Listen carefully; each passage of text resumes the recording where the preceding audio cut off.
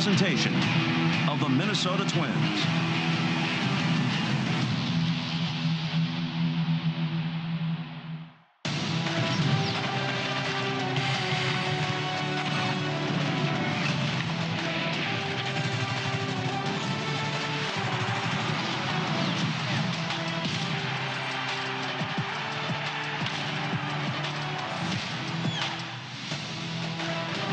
Tough night, like you said, against Lugo, but he can make it all go away in one swing.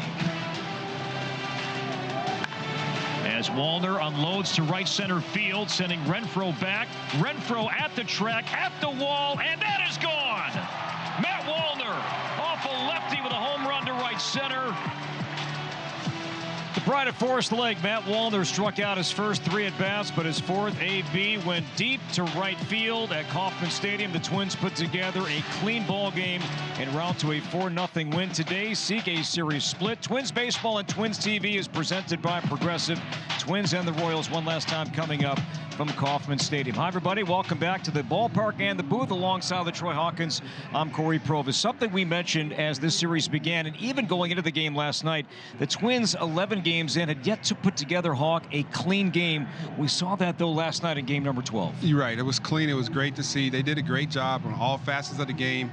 That's throwing the ball over the plate, getting ahead in the count, playing exceptional defense, and timely hitting. And when you can get all those 3 components together, you're going to have a lot of victories, and hopefully they can duplicate that this afternoon and get a chance to split the series and go home in a happy flight. That'd be great. Twins and the Royals one last time. And Ty France, he came up with a swing in the 9th inning last night with a home run. No surprise, because France, he clobbers Royals pitching. Great numbers, especially at this ballpark. He joins Audra Martin from the dugout next on Twins TV.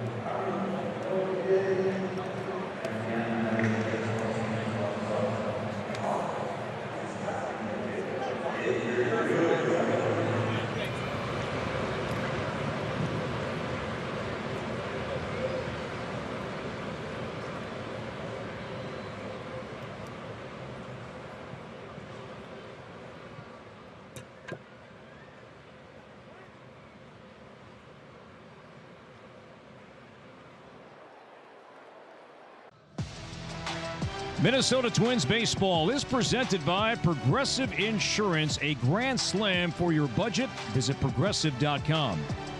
And by Ford. Visit buyfordnow.com and your local Northland Ford dealers today. Twins and the Royals game 4 coming up momentarily. The Twins offensively have scored 7 runs so far in this series. Ty France responsible for 4 of those 7. Great numbers against the Royals. He's standing by with Audra Martin. Thanks, Corey. All right, Ty, I just have to ask you, what is it about you and this ballpark? Are you even aware of how incredible your numbers are here? I've been reminded a handful of times, but honestly, I just love playing here. I see the ball well. There's a lot of green grass out there, and I happen to be swinging the bat well usually when I'm playing against them. So all that put together is, over the years, I've put together good numbers. So. Regardless of the location, last night was your first 3-hit game of the season, your first home run of the season. I know you came in really eager and determined to have a good start. Are you feeling good about how things are going at the plate? Yeah, I mean, even early on, the first couple series, I was putting good swings on balls. They just weren't falling. So it's only a matter of time before they started to drop, and didn't want to change, didn't want to panic too early. Just stuck with it, and getting some results now. As one of the new guys in the clubhouse, you come in with a unique perspective. Obviously, you knew a lot about this team, but now being in the clubhouse and around the team and on the field, I know the results haven't been what you guys have wanted.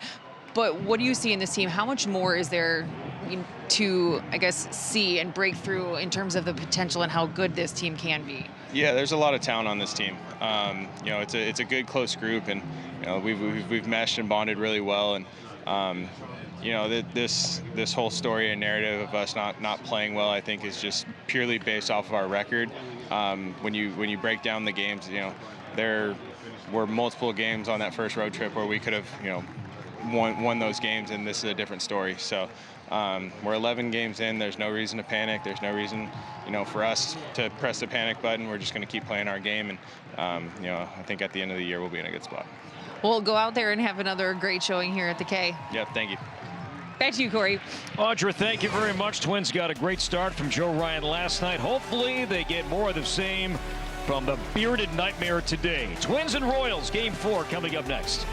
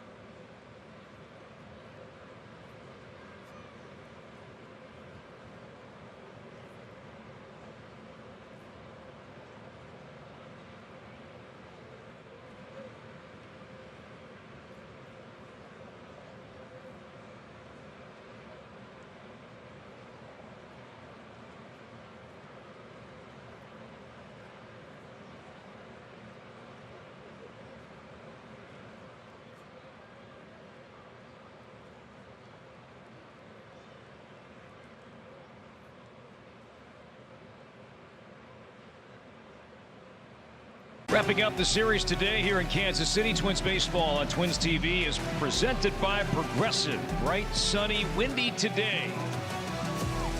In the high 60s, should be in the low 70s today. Getaway day for both teams as the Twins will head home and welcome the Tigers, starting a 3-game series tomorrow night. Rocco Baldelli and the Twins were very good in day games, especially last year. Looking to split this 4-game series here today. Royals come in 6-6. Twins are 4-8. The Twins lineup here today is brought to you by Menards. Matt Wallner once again leading off. Willie Castro, Carlos Correa, who has 3 hits in this series, all doubles. Trevor Larnach, Ty France. We just heard from him and looked at those numbers against Wacha and the Royals with 10 for 25 doubles against the Kansas City starter. Ryan Jeffers, Eddie Julian, Jose Miranda, Harrison Bader, the starting 9 for the Twins. And the Twins will see veteran righty Michael Wacha today, Hawk, for Kansas City. Yeah, Wacha making his 3rd start of the season, his 8th career start against your Minnesota Twins. In the last pitch against the Orioles last Saturday, lost 8-1.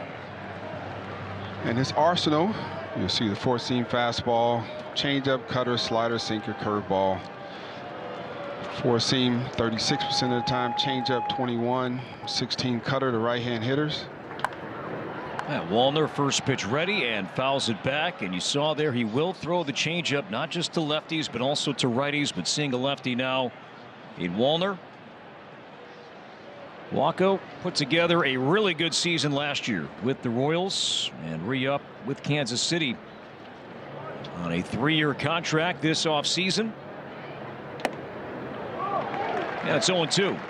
That's that baby cutter right there, CP. Baby cutter's back. Yep, just enough to get in on those left-hand hitters' hands. Was able to spot that one up.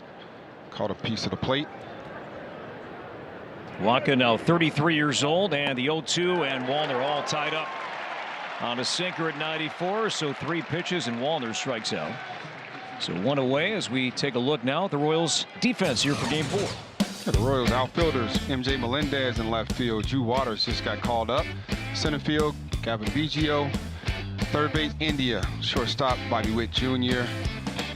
Garcia switched from 3rd to 2nd base, Vinny Pasquantino. And we have catching today is Freddie Fermin. And their Hall of Famer, future Hall of Famer Salvador Perez, DH in today. Fermin very good defensively. This one crushed to right down the line. Willie Castro in the corner. That's going to land fair. Skip off the wall. Castro will make his way to 2nd base, and there's a 1-out double. Now Willie's now reached base safely in all 12 games to begin his season. And before Castro, the last Twin to do that, actually 2 guys, Brian Dozier and Joe Mauer, both in 2018. Well, Castro got him something over the heart of the plate, and he was able to drill that ball down into the right field corner. And Biggio had no chance of getting them at 2nd base. Twins had a lot of doubles in this series. Well, this ballpark is built for that. Tough in terms of home runs, but extra base hits. It's a lot of green out there. A lot of green, as Ty France said to Audra. So now Correa, as he tracks 94 outside for ball 1. Correa 3 hits, as I mentioned, all 3 hits doubles. He has scored twice. 1 hit lifetime against Wacha that hit a home run. It's going to be tough, though, to get the ball out to left field today. As Correa sees that one in, ball 2.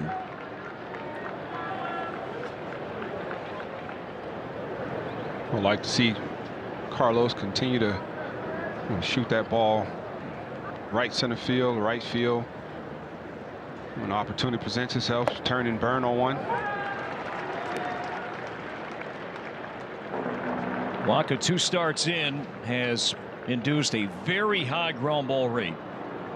With the sinker, the slider that we saw, that's a pitch that he added when he joined the Royals before 2024. This one on the ground is short, and Castro will make 3rd as Witt will take down at 1st.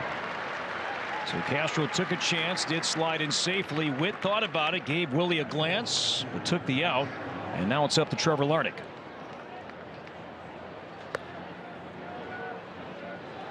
You know, I like the heads-up play by Bobby Witt Jr. You can see where India was playing at. He thought about trying to get Castro at 3rd base, but opted to go and get the sure out at 1st. Just because India was playing so far off 3rd base, that play is not a smart play to try to get that guy, especially a speedy guy like Castro. Now Trevor Larnach 1 for 10 in this series. He's knocked in 4. Twins are now 6 for 22 in this series with runners in scoring position, and that's on the ground but pulled foul.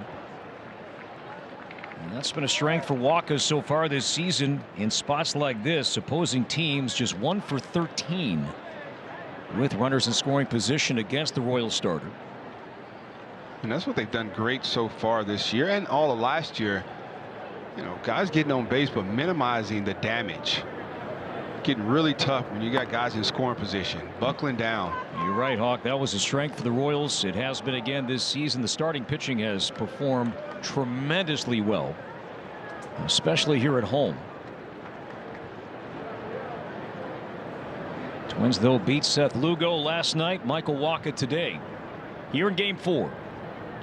And Larnach, much like Wallner, tied up on that elevated fastball, 2-2.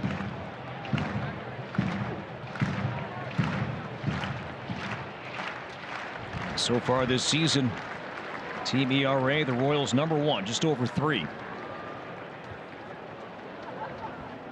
Starters for this Royals club set the tone, and when you get to that back end part of their bullpen, they're pretty good themselves. Castro at third, 2 down, the 2-2. On a changeup. Larnach fought it off.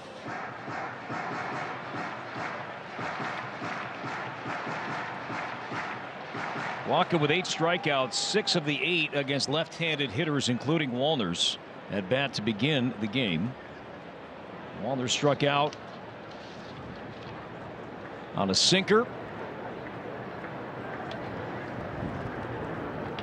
Cute on the ground left side. India was playing in that direction, throws out Larnach, and the Twins leave Castro at third base. Bailey Ober on the mound will face India and company when we come back.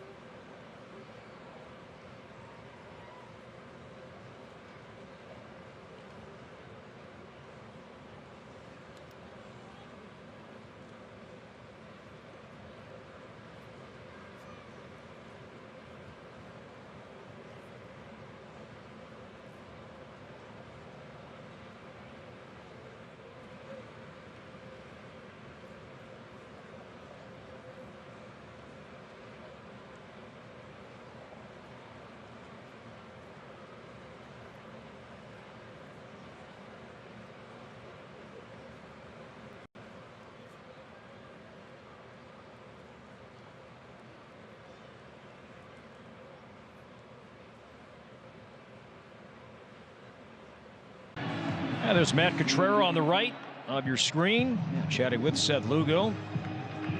Cottrera now in his 3rd season. And the Royals went from 56 wins to 86 wins in a playoff appearance last year. The Kansas City batting order is brought to you by Ford. India, Witt, Pasquantino, Salvador Perez. Good numbers against Bailey Ober, Biggio, Garcia, Melendez, Fermin, and Drew Waters will make his 2025 debut today. And Bailey Ober on the mound against Jonathan India. First pitch ready and grounds it foul. As we take a look at Bailey Ober, Hawk, today making his 3rd start of the season. Yeah, Bailey's making his 91st career start, and he's going to use his pretty good pitch arsenal with his 4-seam fastball, changeup, his slider, his sweeper. Love to see him use that changeup a little bit more often, playing it off that fastball. You can see the percentage where he uses 4-seam a little bit more often to the left-hand hitters and more changeups to the lefties as well. See if he can follow that blueprint that the other 3 starters exposed him to. India to left center field, and the wind will knock this one down. And over goes Trevor Larnach, and there's a slider, and India reaching for that, flies out. So 1 away. And Bobby Witt Jr. coming up. First, Hawk, here are today's keys to the game, brought to you by Toyota. Yeah, Ober needs to continue to start a recent success, and that's emulating exactly what the guys who started before him did against this tough and feisty Royals offense, and continue to pitch defense and timely hitting. Well located fastball there on the inner half for strike one on Bobby Witt Jr. 474 lifetime average, a homer, 2 triples against Ober. Breaking ball, 0-2. Bailey, it's well known that he's never defeated Kansas City. In 10 lifetime starts, he's 0-4. ERA is in the mid-6s. But the last time he faced the Royals was here in September, and he was great. There's always that one team, CP, that just seems to have your number. And hopefully he can break out of that. His last start, he did well. He can start a different streak against these Kansas City Royals. And not a team that's going to strike out a lot, not going to walk a lot. They're going to put the ball in play. Line to short, and that one by Correa into left, and Witt on a slider. Adds to those numbers against Ober with a first inning 1-out single. And Vinny Pasquantino coming up, but going back to Bailey's last visit to the Cave, it was memorable. Well aware of the numbers. Twins at the time still very much in the playoff picture. It's a Saturday night game, primetime game, and Bailey 7 innings, no runs, 1 hit, no walks, struck out 7. Twins lost that game despite Bailey's great start here in September in 2024.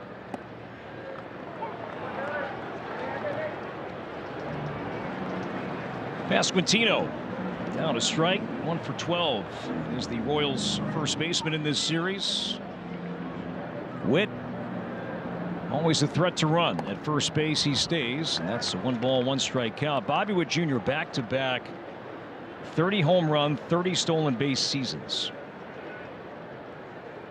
32 homers, 31 last year. The year before, 30 homers, 49 stolen bases. That 30 mark for stolen bases is a gimme for him. To the gap in left center coming in. That's going to land right in front of Larnach. And the Royals have 2 on, so weak contact. So Pasquantino put it in play. And now a test here for Bailey Ober early on with Salvador Perez coming up. He was hitless in this series. Let's take a look now at the Twins defense here, Hawk, for game 4. Yeah, Trevor Larnach in left field, Harrison Bader in center, Warner in right. You got Miranda, Correa, and Castro in France, and Ryan Jeffers doing the pitch calling. Now Perez hitting almost 370 lifetime against Ober. Adds to it, base hit to left. Witt around third base, and he will head home and score. It's an RBI single for Perez. His first hit in this series, and the Twins are down 1-0, 4 batters in.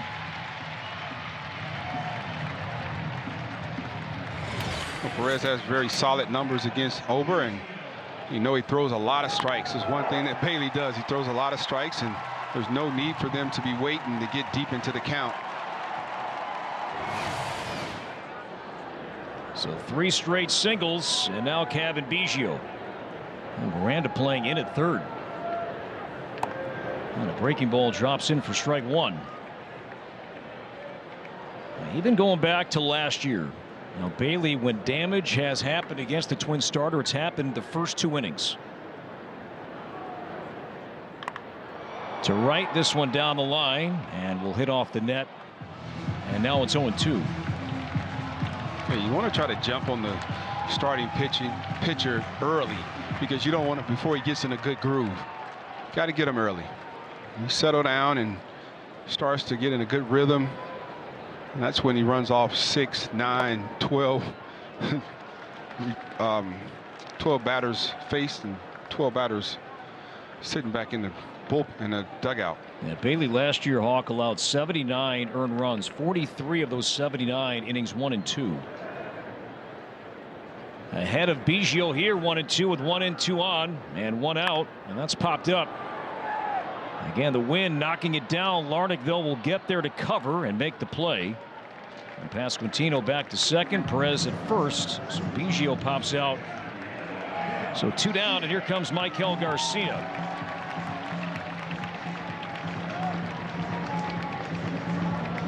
Garcia hitting the ball hard. You see that number, averaging exit velocity over 94 miles an hour, top 10 in the American League. And 2 for 10 in this series. Garcia is off to a strong start. Really like Garcia's swing. Really quick hands. He will hit the ball where it's pitched. He's not just a dead pull guy. He used the entire field. And that is so important when it comes to hitting, because if you're going to just think you're going to get all your hits to one side, advantage the pitcher. But when you're able to use the entire field, that opens it up for, makes the pitcher have to be just that much more precise. Execution has to be on point. Ahead of Garcia, no balls and 2 strikes. You can throw that breaking ball in and out of the zone. So you get a swing and miss down and away. This one tapped third base line and foul. Good breaking ball by Bailey Ober. The pitch was in an area where if he's trying to pull that ball, you're not going to get any damage done. Now you can see Twins outfielders playing pretty shallow, especially Larnach in left. Again, the 0-2 from Bailey, and he struck him out with a changeup. So Bailey minimizes the damage. The Royals, though, 3 straight hits and scored the game's first run.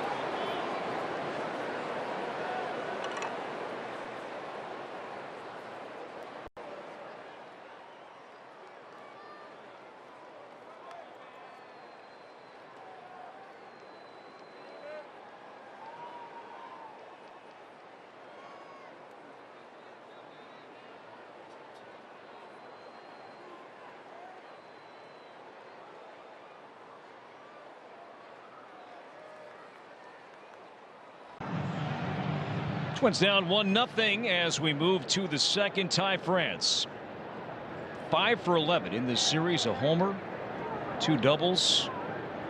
He has scored 4 runs in this series alone. The Twins as a team have scored 7 in 3+ games this week, and again France has scored 4 of those 7. He's just picking up from where he left off at every other time he's visited this ballpark. Just outstanding numbers. As we heard from Ty, we thank him for joining Audra during our pregame today. Ryan Jeffers on deck. That changeup stays high and a 2-1 count. Now, Waka missed a little bit of time last season. Got hit by a ball off the bat of Luis Arraez and sustained a broken bone in his foot, but did not even miss a month with that injury. France crushes to left center field. On the run goes Melendez, and that ball is gone. A home run. Ty France into the wind, clears the wall, and France's numbers get better and better by the day against the Royals and at this ballpark. And just like that, it's a 1-1 score.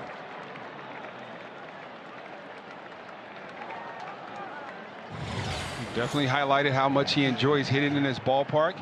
Got him an elevated fastball and just very quick to the baseball. Didn't look like it was going to get out, and man, it actually cleared the wall by a couple rows up. 411 feet. So France is homered now on back-to-back at bats dating back to last night. And Melendez thought he had an opportunity because he took off after the ball in the gap, and it just kept going and going. Yeah, we're seeing the outfielders. We saw this with Larnach, and we're seeing with Melendez today. With that wind coming in, they're playing rather shallow in left as Jeffers sends it foul. It's 0-2. That's some kind of strength. These conditions to go that deep left center as France just did to tie the game. 0-2 on Jeffers. Fights that one off foul, and we'll do it again. We're talking last inning, Hawk, about how stingy this Royals starting staff has been, giving up runs, especially giving up home runs. That is just the 4th home run that Royals starters have allowed all year. And that one on the corner. And Jeffers disagrees, but it's out number 1. Second strikeout for Wacha. And for more on Ty France, let's check in downstairs with Audra. Well, guys, actually, I have a couple of lineup items to address here this afternoon, starting with Byron Buxton. The Twins confirmed earlier today that Buck returned home to deal with a personal matter. Good news is he is expected to rejoin the Twins here this weekend. Pablo Lopez is also expected to be placed on the 15-day IL here in the next few days. But regardless, this is a pretty busy stretch for the Twins, so they're going to push the whole rotation back a day and bring David Festa up from St. Paul to make the start tomorrow night against the Tigers. So that would be Festa, followed by Chris Paddock and Simeon Woods Richardson in this series back at Target Field, guys.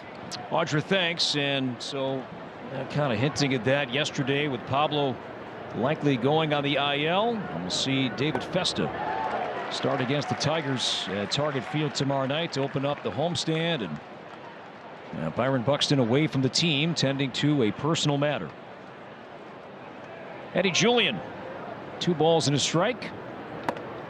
Eddie had some good at-bats, didn't he, last night, Hawk? Man, he battled. He saw a lot of pitches, fouled off some tough pitches, and was able to get that RBI and drive it home Carlos Correa. But that 2-0, he's sitting on a fastball. They got a changeup. Now Julien sends this one to center field. Racing back goes Waters into the wind. That's over his head. That's off the wall. And now kicks away from Waters. Julien's rounding second. He will try for third. And now Witt drops the ball. And Eddie's safe at third base. Solid contact here from the Twins off Wacha. We saw Castro double in the first. Now here in the second, a France home run. And standing at third base is Eddie Julien here in the second inning. Julien has that sweet spot, middle, slightly elevated. If he can get that, he's gonna put a good punch into the baseball. Straight away center field. Waters had a beat on it and played it perfectly off the wall. Kind of jarred it out of his glove, and I don't think when Bobby Witt got the ball, he thought he had a chance. Towards the hole, India sliding stop, comes home with the throw, and Julien tagged out at the plates. So contact play was on, and Jonathan India sprawling to his left. Heck of a play. Dove, gloved it, and really never had time to find the plate, but just almost blindly, instinctually fired towards the plate. It was an accurate throw to Fermin. No challenge by the Twins, and Julien is tagged out. Well, just a great play. A reactionary play from Jonathan India. And once he got up, he had one job to do, make a perfect throw to home, and he was able to do that. Challenged by the Twins, so 2 down. Miranda's safe on the fielder's choice. By the way, the Julien at bat, it was scored a double, took third on a Waters error in center. Waters error in center. It could have been 2 errors on that ball. Outside on Bader, hitting 9th here today. 13 games competing at Kauffman Stadium. Harrison Bader hitting .313. So Miranda's at first base. Now 2 down.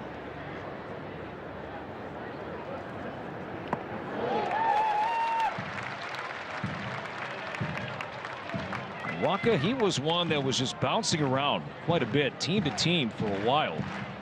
But back-to-back years with the same team. The last time this happened, you had to go back to Wacha's days with the Cardinals. 2018, 2019, consecutive years with the same team. And he strikes out his former St. Louis teammate with a changeup down to the zone. The Twins, though, answer back on a France home run.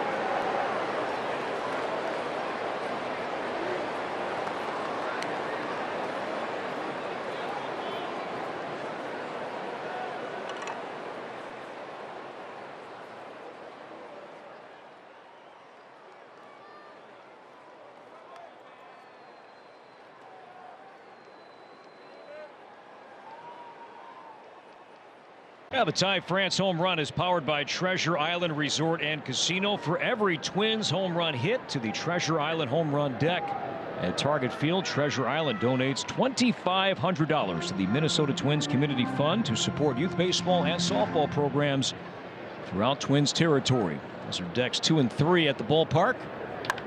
MJ Melendez now to left center. Shallow. Bader battling the sun. Back a step or two. He'll squeeze it. And Melendez now 3 for 28 to start his season. And out number 1 here in the second.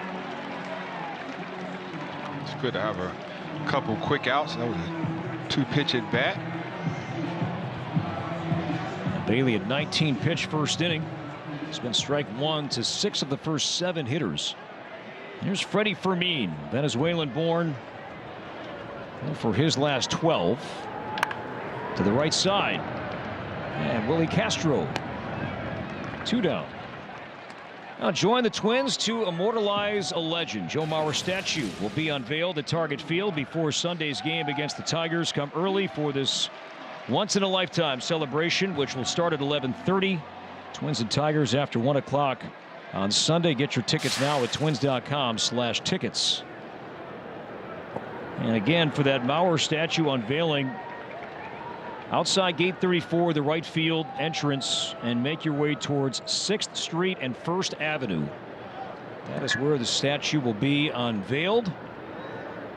And that ceremony starts at 11:30 on Sunday. Drew Waters, his first action, big leagues here in 2025, took the roster spot of the injured Mark Canha. And what has held Waters back in his big league career is what just happened. A ton of swing and miss in the zone. Great start, though, at AAA Omaha. Hitting for average power, but he does strike out.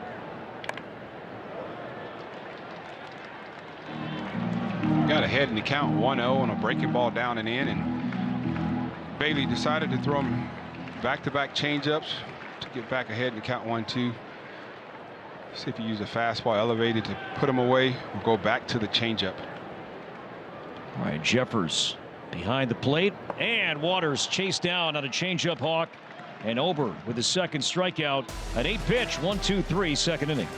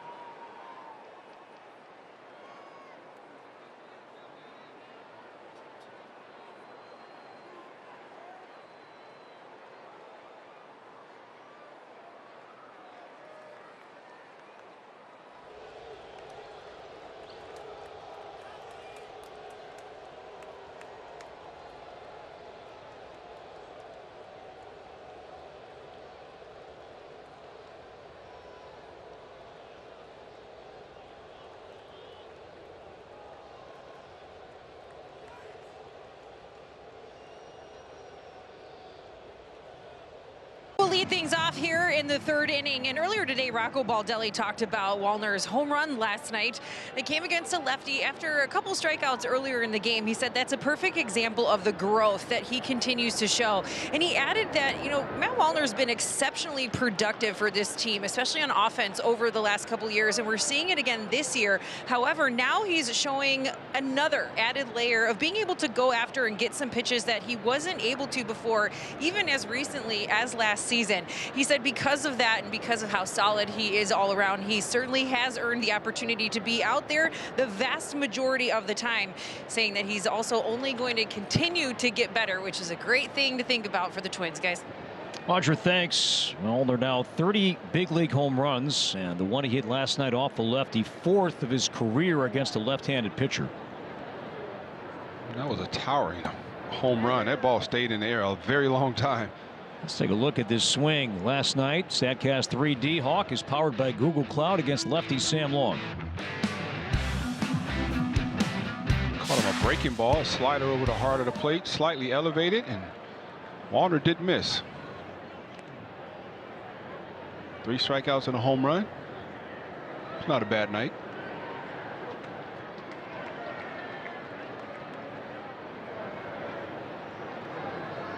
Wallner, Castro, Correa against Walker here in the third inning. And the righty's 2-2, and Wallner on a fastball fouled it back. Let's go back to this home run last night. Matt's first of the season. Only 108 off the bat. No, Renfroe made it look like he had an opportunity, but that ball was a couple rows up.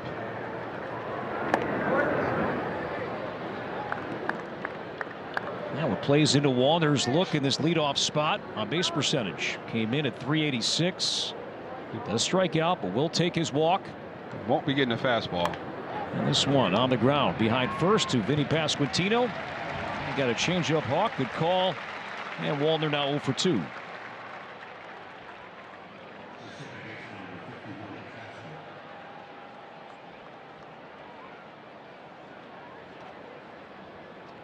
Willie Castro doubled to the right field corner. He was left at third base back in the first inning. Again, Pasquantino, and again, he'll tell Wacha, my play. And there are 2 down.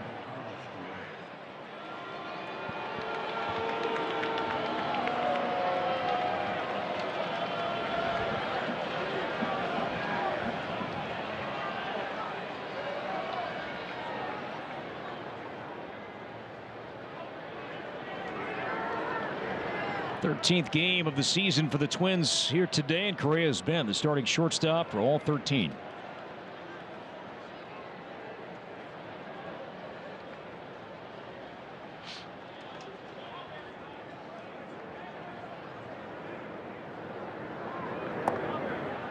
On the corner for strike 1.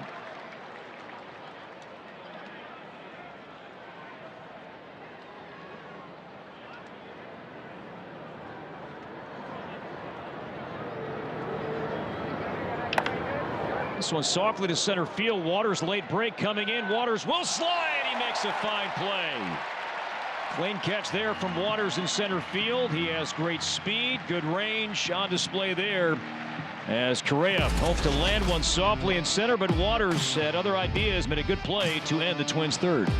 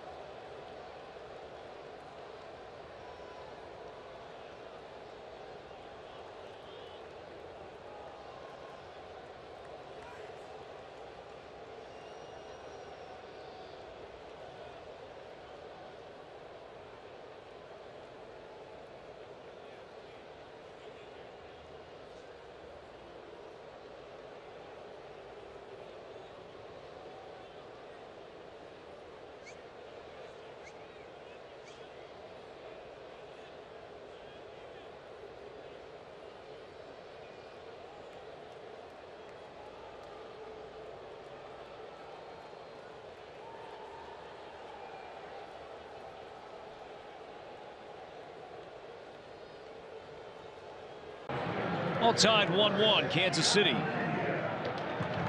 Coming up here in the home third, second time through now against Ober. Top of the order, India, Witt, and Pasquantino. He'll be coming off an 8-pitch, 1-2-3, second inning.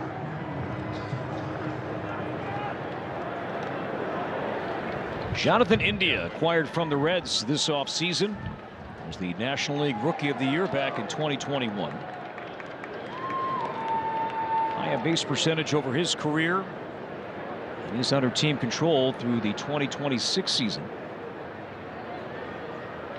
And a breaking ball from Ober is in for a strike, and the count is even with Troy Hawkins, Corey Provus here in the booth, and we have a special guest joining us from the dugout, Joe Ryan, coming off an outstanding start last night, kind enough to put the headset on. India to right center, drifting back is Bader, twisting, turning that body, runs it down for out number 1. Speaking of that play that Harrison Bader just made, how much, and you've pitched here many times, do you use the ballpark as part of your preparation, your game plan with how big this ballpark can play? Yeah, I mean, that's definitely an advantage. I think the wind, too, you're seeing it here swirling a bit and blowing in. That plays a big factor, so just knowing that, some of these guys, too, that are pretty aggressive, knowing we got a really good defense out there always helps. Hey, Super Joe, LaTroy here. Hey, last night we were talking about the outing, and can you give the fans a little insight? You were saying like you're competing with yourself. What does that detail? Yeah, I mean, I have my game plan, and I want to execute that. Witt pulls this one fair down the left field line, at least 2, as Larnach will pick it up on the dirt and quickly get it back in. So Bobby Witt Jr. 2 for 2, a single, now a double here in a 1-1 game. Go ahead, Joe. Yeah, just executing my plan is the biggest thing. So I'm just trying to compete with myself and stay on that. I think like the Michael hit up the middle, I backed up a little slider there in that count. That's not where I want to make that pitch. So I'm going to be a little frustrated there because I lost to myself there instead of, I guess if I execute my pitch, I know there's probably a better result. And then when you execute and bad stuff happens, you can live with that a lot easier because, I mean, that's just you go down with your plan. So sticking to your plan and executing that at the highest level is what I'm competing with. Was that about as efficient as you can be last night? 85 pitches through 7 innings. Were you happy with that part of your outing? Yeah, super happy. I mean, anytime I can go deep into a game, save the bullpen, and have quick innings. There you go. Check swing, knocked down Miranda. Will pick it up, throw, and got him by a stride. So Pasquantino is out, number 2. Witt remains at second base.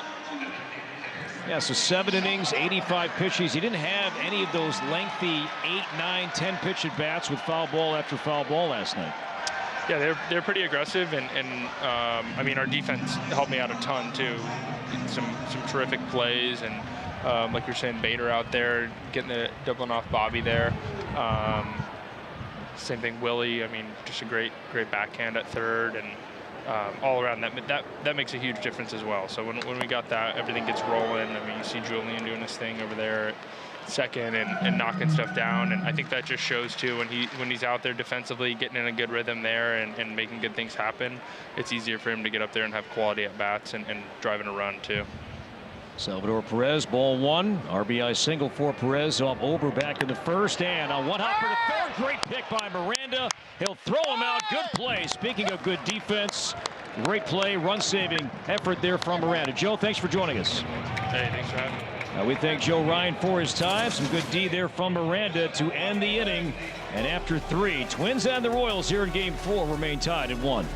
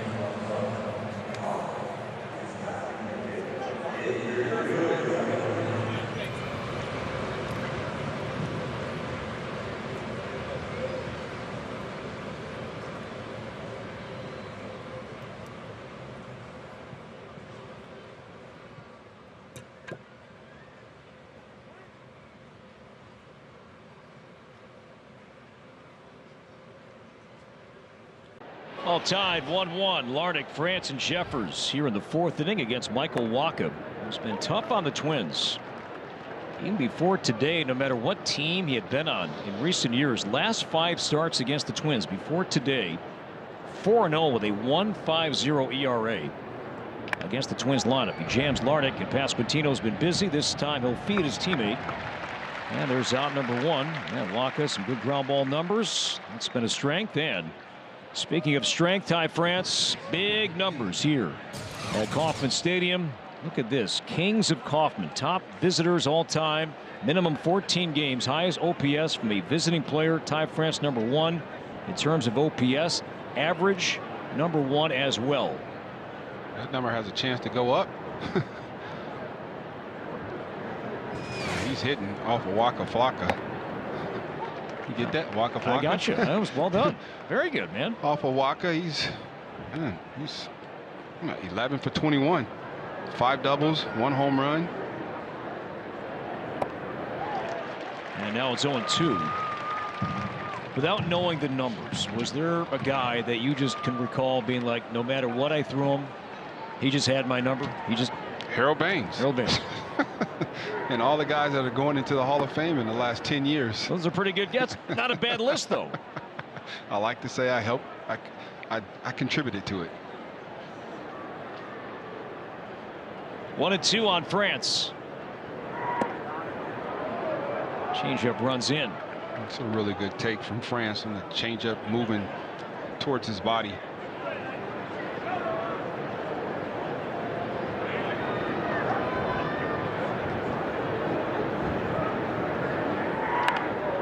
France got under this one to left, and MJ Melendez is there to make the play for the out.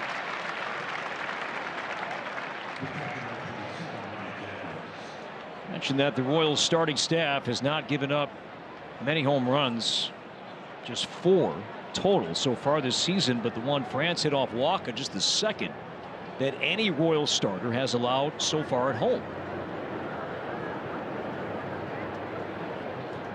Big ballpark, hadn't been warm just yet. Yesterday was probably the nicest they've had. It warms up. I think this field will start to play a little bit more like other stadiums. And Jeffers launches to left, down the line, in the corner near the pole, and that ball is foul. It's just a click too soon for Jeffers. Wait back just a split second longer. Probably have his first home run of the 2025 season. Means sets up down as Jeffers lofts this one to right. This one pushing back in near the warning track is Biggio to end the inning. A 1-2-3 fourth for the Twins.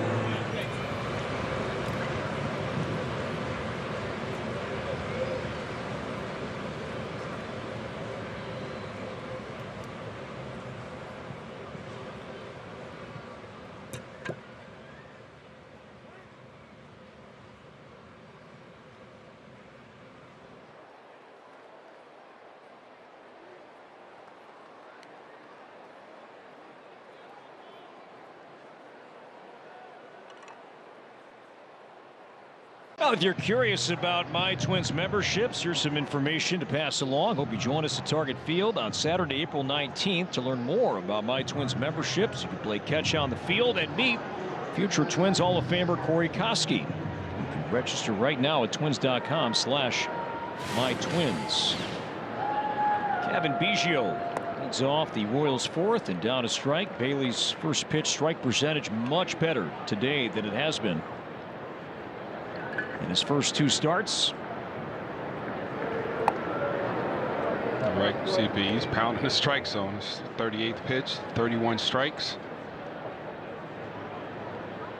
Bailey was 67% first pitch strike last year. Two starts this season before today was in the low 50s. Remember St. Louis, he wasn't feeling well. He tried to pitch through that bug. That didn't go well. Was better, not great though. In his last start against Houston, went only 4 innings. And hoping for a longer outing here today. It's off to a very good start. Continue to pitch ahead in the count. Use that changeup effectively. Mix in the breaking ball.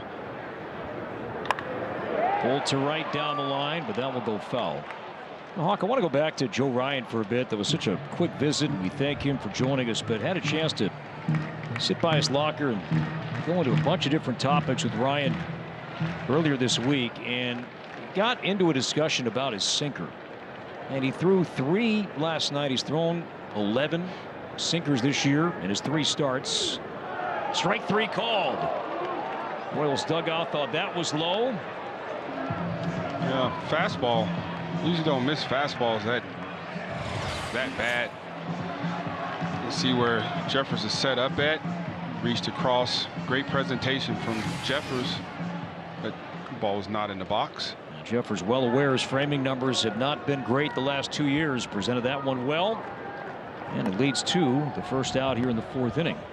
Yeah, but getting back to that visit with Ryan, as Maikel Garcia bats in a 1-1 game.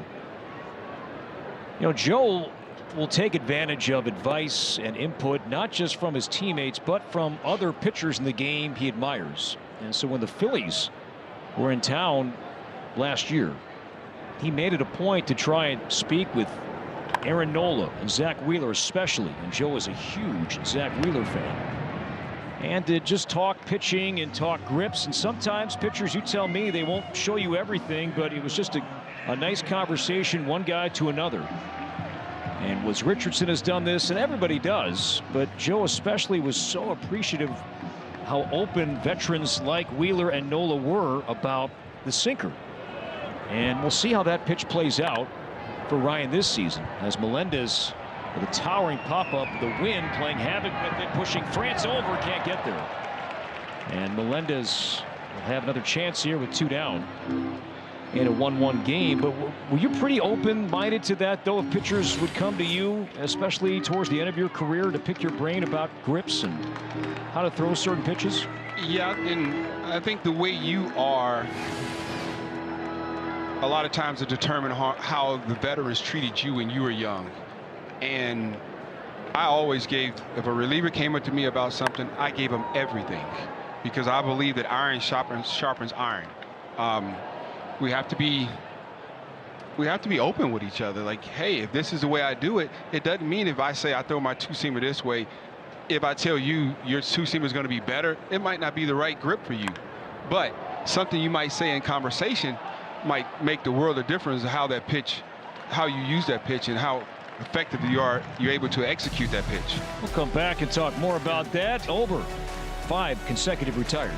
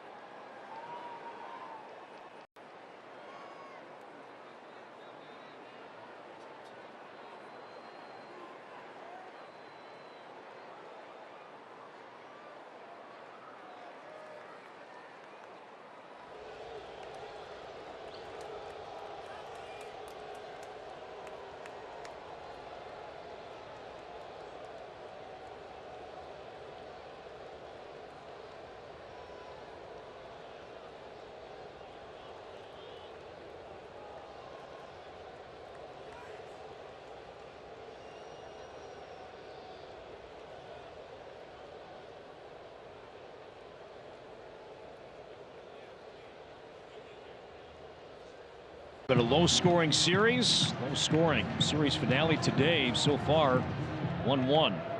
As we move to the 5th, these two teams have combined for only 15 runs so far in this series. Royals won the first 2. Twins shutting out Kansas City last night. Eddie Julien doubled to center.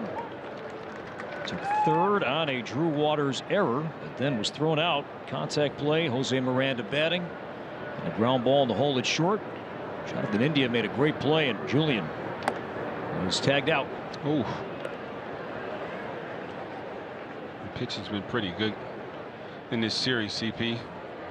Yeah, good pitching. Definitely can stifle some good hitters. Now you got to do just catch the ball when it's put in play. 2-ball, 1-strike count on Julien.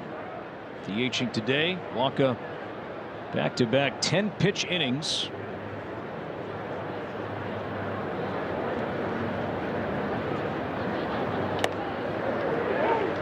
Two and two. Get behind in the count. You can see Wacha can float that changeup. Still a strike. Definitely not the pitch Julien's looking for. 2-1. He's ahead in the count. Looking for something a little straighter with some velo. Julien now works it full. That's a really good take. A tough changeup.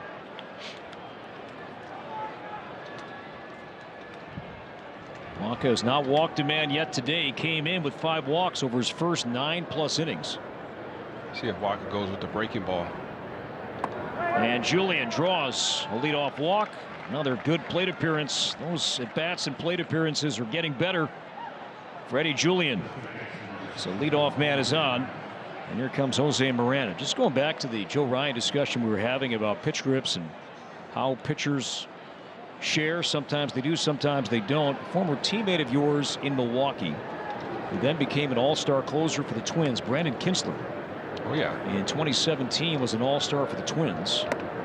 As Miranda takes high, he wanted to learn a grip. I think it was from Corey Kluber at the All-Star game that year, and Kluber said, no, you're in my division. You're a rival of ours. I appreciate you asking, but the answer is no. It happens. It happens. But I can say out of yeah, it's 10 guys, it's probably about 8 that's going to give it to you. They're going to give you the, how they get it done. Just because the way they do it works doesn't mean if they tell you it's going to work, or they're going to have the same success. I couldn't really teach a guy how to throw a sinker. Sorry about that, CP. But, I can show you what I felt when I was throwing center, the best and Melendez over Melendez with a leaping, lunging catch. And back to first goes Julien. We're off the crack of the bat. I thought that was going to land in shallow left center field, but MJ Melendez, we keep talking about how shallow the left fielders are playing today. And Melendez left his feet on Rob Miranda a hit. I don't know. You say we can't judge the wind from up here, but it's doing some crazy things on the field. Like that ball kind of took off a little bit, and he felt like he had to leave his feet to get to it. It was a great catch by Melendez. So one away now, Harrison Bader, as Wacha checks on Julien. And Melendez had a rough go defensively. It was not a strength for Kansas City as a team. Corner outfield defense, very good infield and in center, but not on the corners last year.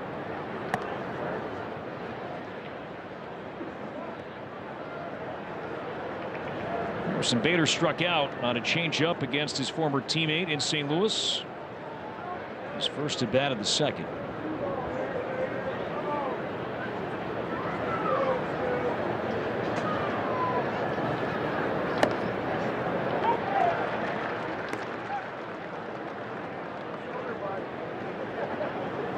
Bader's first at bat, he had a steady diet of off-speed pitches, specifically the changeup. So we can get him something elevated he can drive.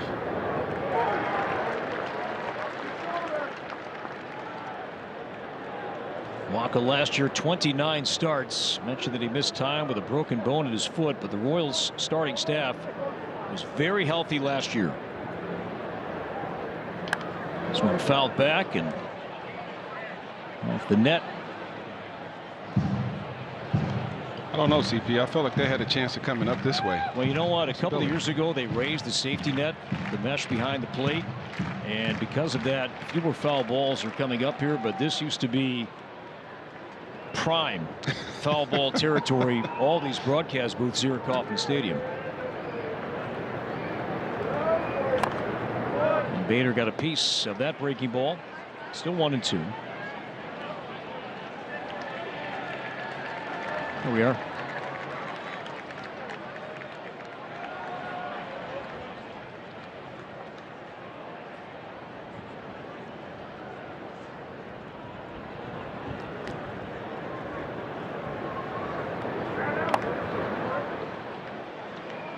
Another cutter from Wacha. The last two have been exactly where Fermin wanted it. You see by the results, Bader's just getting a piece of it, just enough to stay alive. He got him on the changeup the last time. He hadn't thrown a one yet in this at bat.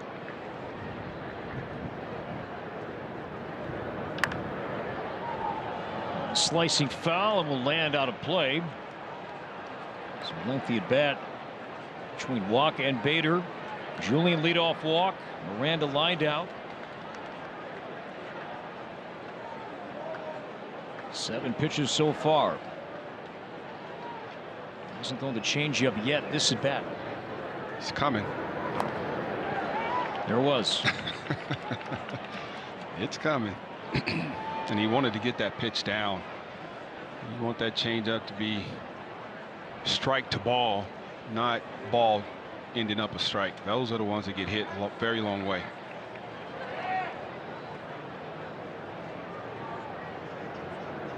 And came back with a changeup, and again it stayed up. So not much depth on those last 2 changeups, but leads to a strikeout second time. Wacha has fanned Bader today. Stayed up, but you know what sells that pitch is it looking exactly like the fastball. Same arm speed, same release point. All that plays into whether you're going to have good results with that pitch or bad results. As Wallner takes low, chatting with Twins hitting coach Matt Borgschulte before the game yesterday about what makes Cole Reagan so tough is that he tunnels his fastball and changeup so well. And it's such a tough pitch to read because it looks like it's a fastball as it comes out of his hand. Wallner to first. That's a foul ball. Yep. And then you talk about his fastball and his changeup, Reagan's. I mean, his slider, and then he will throw that curveball that he throws in the zone at a high rate. Very tough matchup. And then he'll run 96 and 97 at you.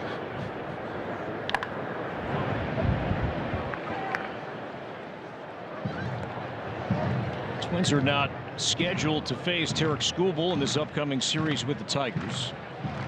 Reese Olson,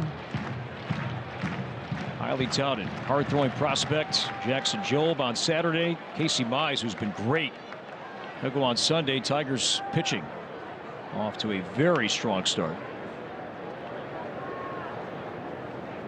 1 ball, 2 strikes on Wallner with Julian at first. Good look at the changeup.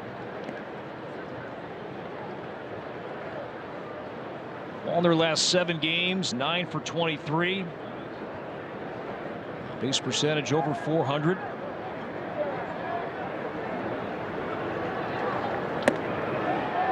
So Wallner's work now back-to-back 3-2 counts. Grounded out to Pasquantino. 3-2 count in the third, and now Julian, he'll be off here. Seeing his fair share of pitches, and definitely not going to get a fastball. We have to make sure this changeup is in the zone. There goes 3-2 is high ball 4. So Wallner works a walk, second of the inning issued by Wacha, and the pitch count now climbing near 80. And Fermin will head out for a visit. And here's a chance now for Willie Castro to come up big and put his team on top. 77 pitches, 50 strikes.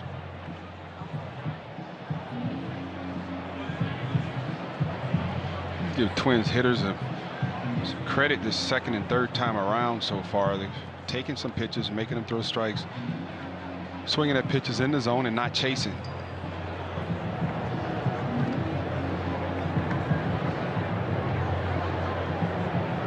Castro, good numbers, runners in scoring position, hitting .375.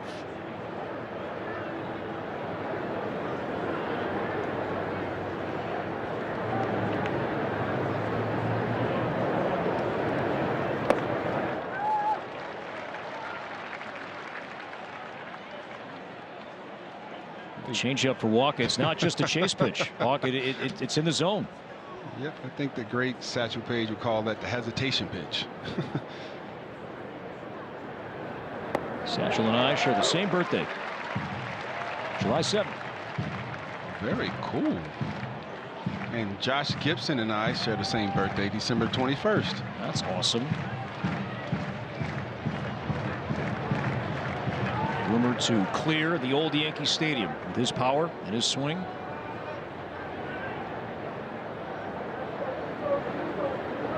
Two on, two out. Castro down 0-2. Just inside. Some of the best velocity we've seen from Walker today, 95. Good call there from Mark Ripperger. Just inside. Yep, it was close, but it wasn't a strike. Good job by Castro not chasing. See if he can stay back on this changeup. It's on your mind too. There's another fastball there, but the changeup got him ahead as this count began. It's been a weapon. So when you throw the fastball, that changeup is in the back of their mind. So all Castro's able to do is foul that pitch off.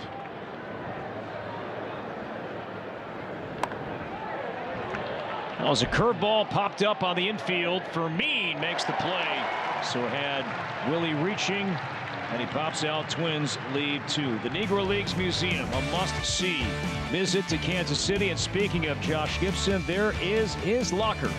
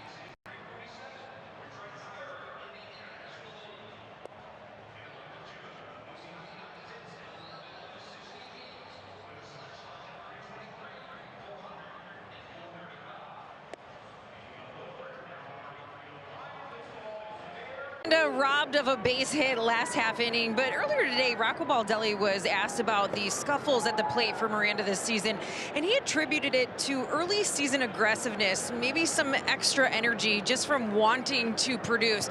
He said, you know, you got to keep in mind Miranda has always been a guy who's a little bit more aggressive with his swings and his decisions.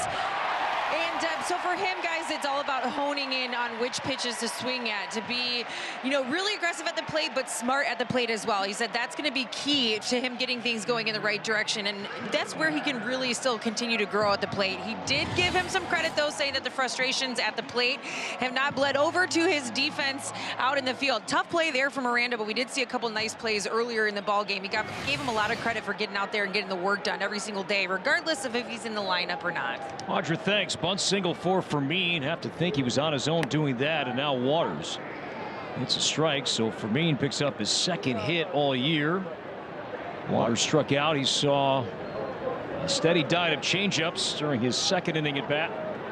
Twins now ruling out a bunt here. I like Fermin's thought process on that. Hadn't got a lot of hits so far in the 25 campaign, and he saw where Miranda was playing and was like, hey, if I can just get this ball on the ground, I got a chance. And it was well executed bunt.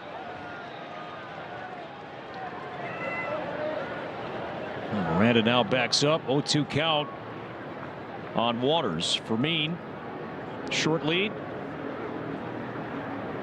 And struck him out. Came back with the changeup. So Ober has fanned Waters twice, both on changeups. We'll catch all the action this season right here on Twins TV. Stream Twins games live or on demand in Twins territory for the entire 2025 regular season. Subscribe right now at twins.tv. Big spot now for Oberhawk as this lineup turns over third time. Jonathan India is 0 for 2. He's flied out twice.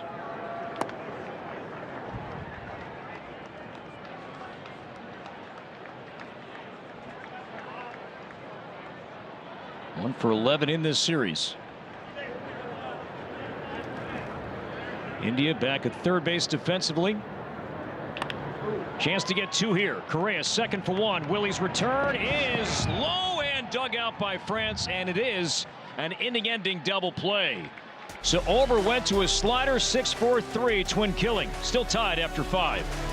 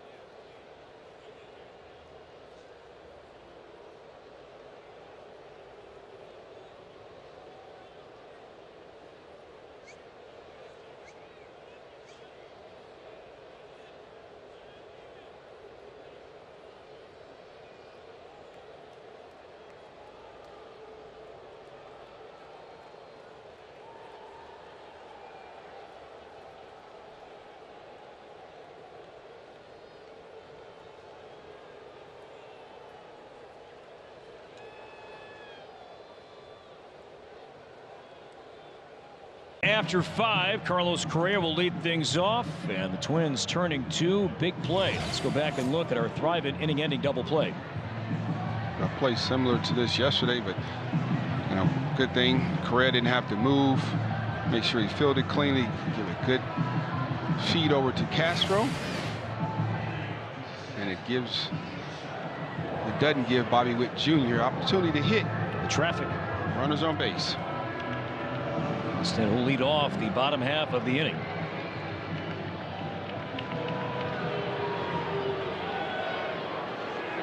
Michael Wacha will start the 6th inning.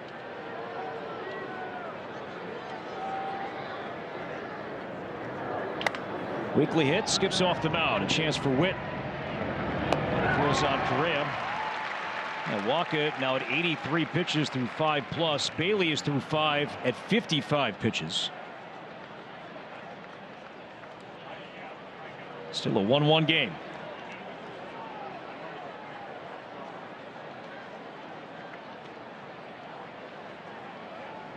Here's a cool note from our hot corner. 33 years ago today, the Twins defeated Bobby Witt Sr.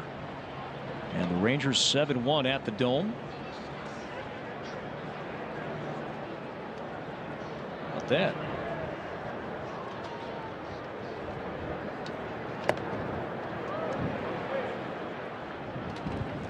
Speaking of some baseball history, on this date, April 10th, 1973, the Royals played their first game here at Royal Stadium.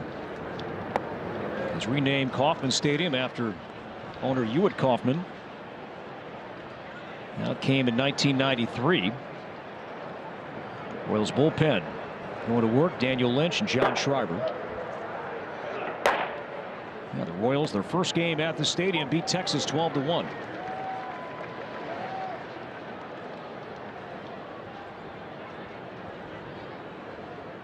Three balls and one strike on Trevor Larnach, who's bounced out twice.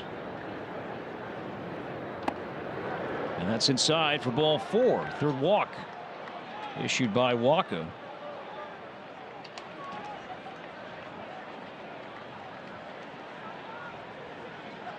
And here comes Ty France. And Fermin is going to head out. And here comes Matt Cottrero. And he's going to go to the righty, Schreiber.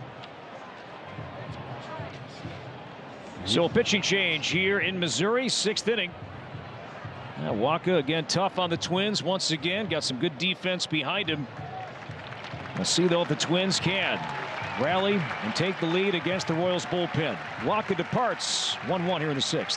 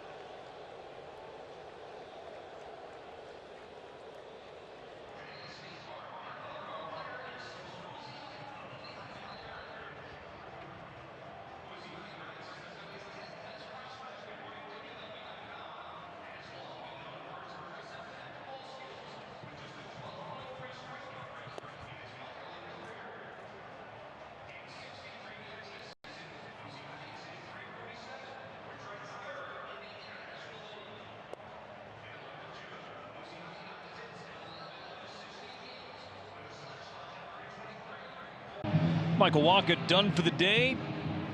He departs with a man on, 1 out in the 6th inning. Royals go to the bullpen, and for the second time in this series, Twins will see righty John Schreiber. Schreiber pitched on Tuesday and got the W, making his 5th appearance. Talk about his pitch arsenal. The 4-seam fastball, the sinker, the slider. Throw those pitches equally about 25% of the time, and we'll use a cutter and a changeup.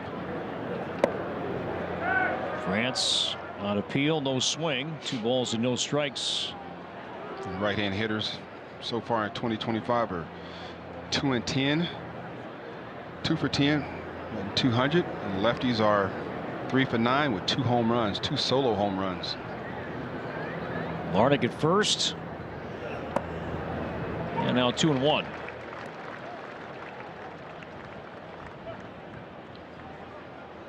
Now Schreiber, in terms of velocity so far, averaging 92 with his 4-seam.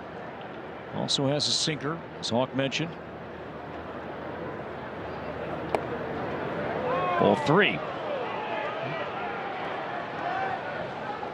Schreiber's had good command. He's been ahead more times than not so far this season, not against his first batter. He's a guy that came in with a 70% first pitch strike percentage.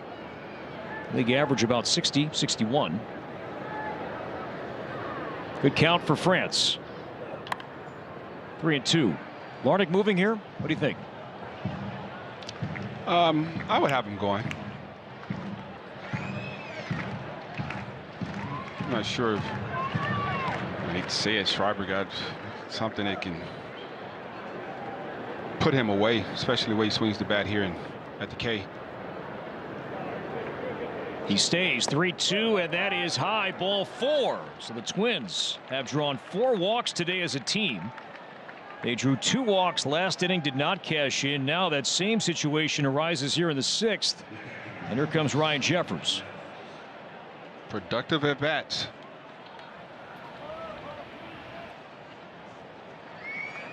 You talk about timely hitting and big opportunity, big spot for Jeffers. So he can get 1 or 2 or 3 of these runners across. Still looking for his first home run of the season. Twins seeking their first hit today with a runner in scoring position. So far 0 for 4.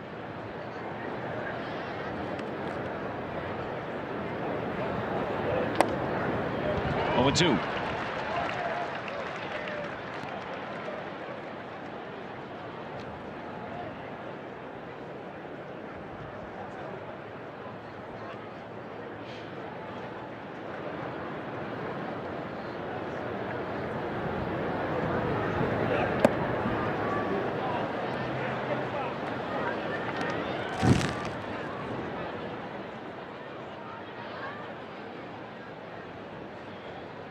Eddie Julien on deck.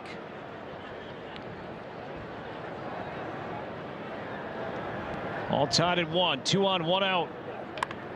Hit up the middle. And it's one scoots by Garcia into center field. Larnach rounding third. He will head home. Throw into third base. France slides in safely.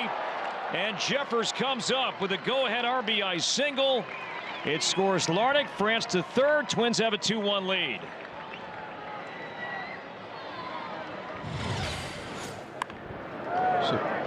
Well placed line drive up the middle. You can see the second baseman had to dive for that ball, just got up under his glove, and Larnach comes around to score, and Harris came up throwing the third.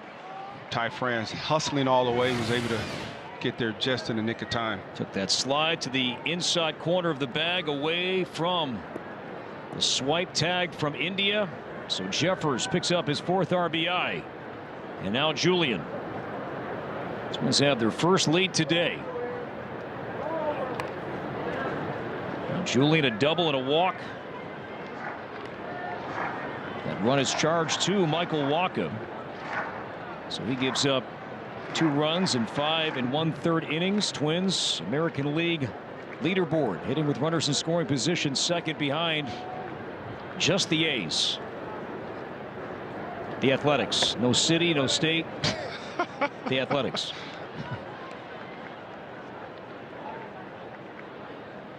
And aren't they sharing the stadium with the AAA team? Yeah, they got to be tough. When I was in Double-A in Nashville, we shared the stadium with the AAA Nashville Sounds. So every time we went on the road, we had to completely clean out our lockers every time. Never envisioned that happening at the major league level. And that field originally was turf, but they did put in grass.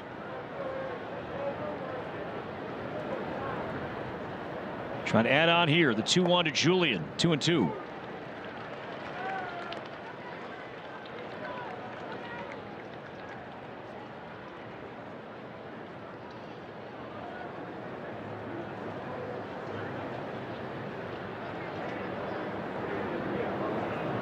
Schreiber's 2-2. Strike 3 called on a breaking ball. So Julien unable to pull the trigger, strikes out, and Schreiber gets a key second out. It's just a really tough pitch. Julien has a really good eye, and that ball is down. It didn't look like he clipped the box. It's a tough pitch. Let's see if Miranda can come up here. Big 2-out hit. And Miranda last season, his strikeout rate was well below league average. Did not walk very much. This year the strikeout rate has ballooned. 13 strikeouts and 34 at bats. Like he's pressing a bit, just not relaxed and not swinging at his pitches, swinging at all the pitcher's pitch. And when you're going in that direction, it always seems like you're 0-2 or 1-2. You're always behind in the count. And the 1-0 chopped in the ground to the right side. Garcia will make the play and throws out Miranda. The Twins, though, have their first lead today. A Ryan Jeffers RBI single, 2-1.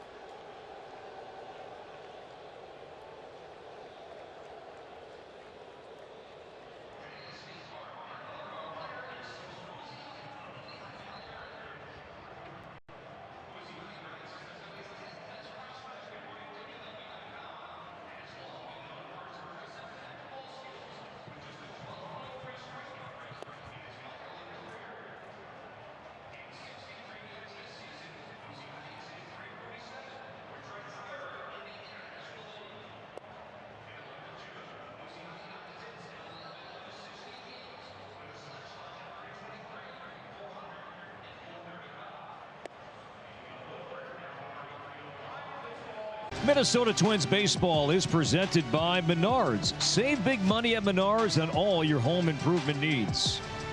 By your local Toyota dealers. Toyota, let's go places. And by Thrivent, where finances and generosity are the ultimate double play. Well, Bobby Witt Jr. is on for the third time today, and Jose Miranda will be charged with an error. First pitch swing, and Miranda unable to glove the ground ball off Witt's bat. The tying run is on. Speed is on to begin the 6th inning.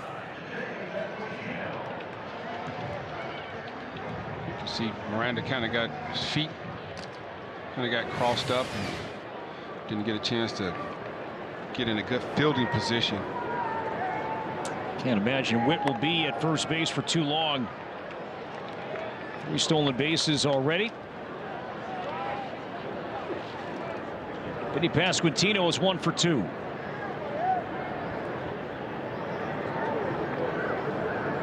He stays, and the 0-1 is high.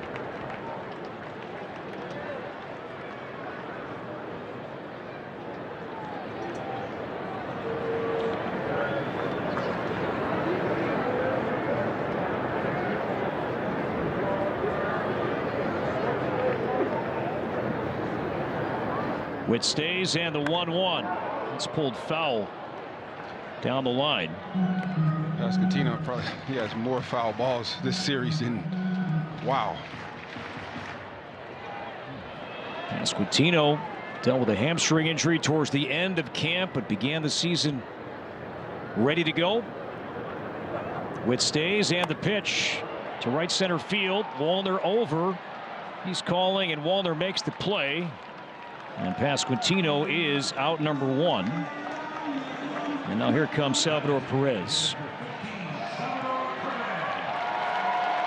So it's a 1-run game, Hawk. Take me in the mind of a pitcher right now in Bailey Ober in terms of what he can do with his movement to the plate, holds to try and not make this as easy for Witt to steal 90 feet against him.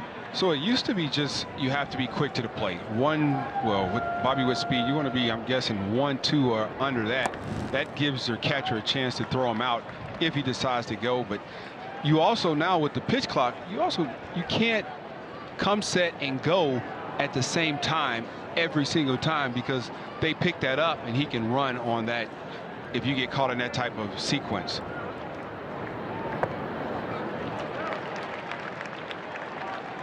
Two balls and no strikes on Perez. Hit the ball hard his last time up. Miranda made a good play, saved a run in the 3rd inning. Perez an RBI single off Ober. Two guys that have hit Bailey well over their careers, Bobby Witt Jr. and the guy at the plate in Perez. To center field, Bader twisting, turning, room on the warning track to make the play, and quickly gets it back in. Strong throw to Correa. And that keeps Witt at first base. So Perez, perhaps different part of the baseball calendar. That ball may go, but thankfully stayed in the yard, just shy of the padding for Bader. One of my rookie ball coaches back in 1991, Jim Lemon, he used to always say, you can't make a living hitting the ball to center field. So 2 down, and now Biggio. Witt still at first base as that changeup drifts away for ball 1. Biggio's 0 for 2. And Witt kind of enhances that lead a bit more. Takes off. Throw to second base, and Witt is in safely.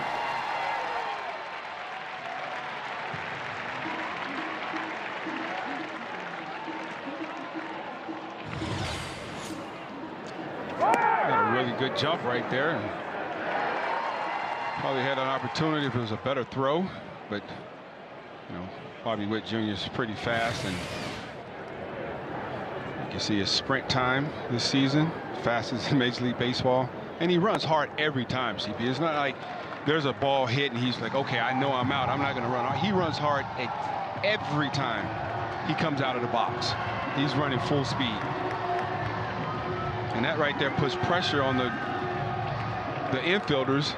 And if you put that type of pressure every time, you might have a situation where they try to hurry up and make an error.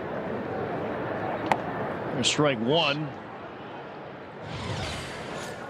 Watch Correa here at the end, a high throw. He caught it, but then Correa looking to center field. Witt wondering, hey, is that ball in the outfield? You see, before Bobby Witt did anything, he just turned his head to see if he saw the ball in center field. Like, oh, that's not happening. So now 3-2 as Ober needs one more strike. Fell behind Biggio 3-0. Bailey has not walked a man today. Tying run, Witt at second base. 3 balls, 2 strikes on Biggio, and Ober's payoff pitch is just low, just missed, and that's ball 4, first walk of the day, and the inning will continue now for Michael Garcia. Well, opted to go with the fastball. I was thinking he would probably use the changeup, but ball chest off to the box.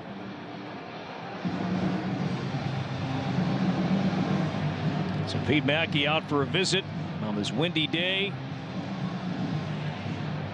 19 in the first. That's been his most taxing inning so far. 14 here in the 6th, and not out of it yet.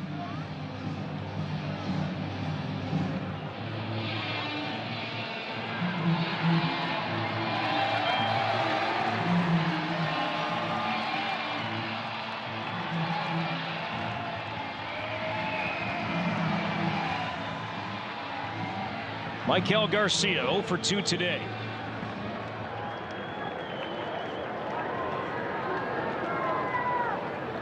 So he can make some pitches like he did the last time with that breaking ball down and away and do some weak contact. Garcia so far this year doing damage against fastballs, breaking balls. Low batting average so far against changeups.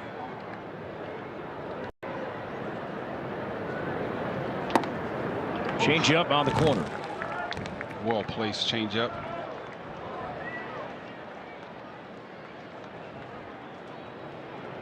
Tying run, Bobby Witt Jr. at second base, Kevin Biggio at first. Now Bailey's 1-1.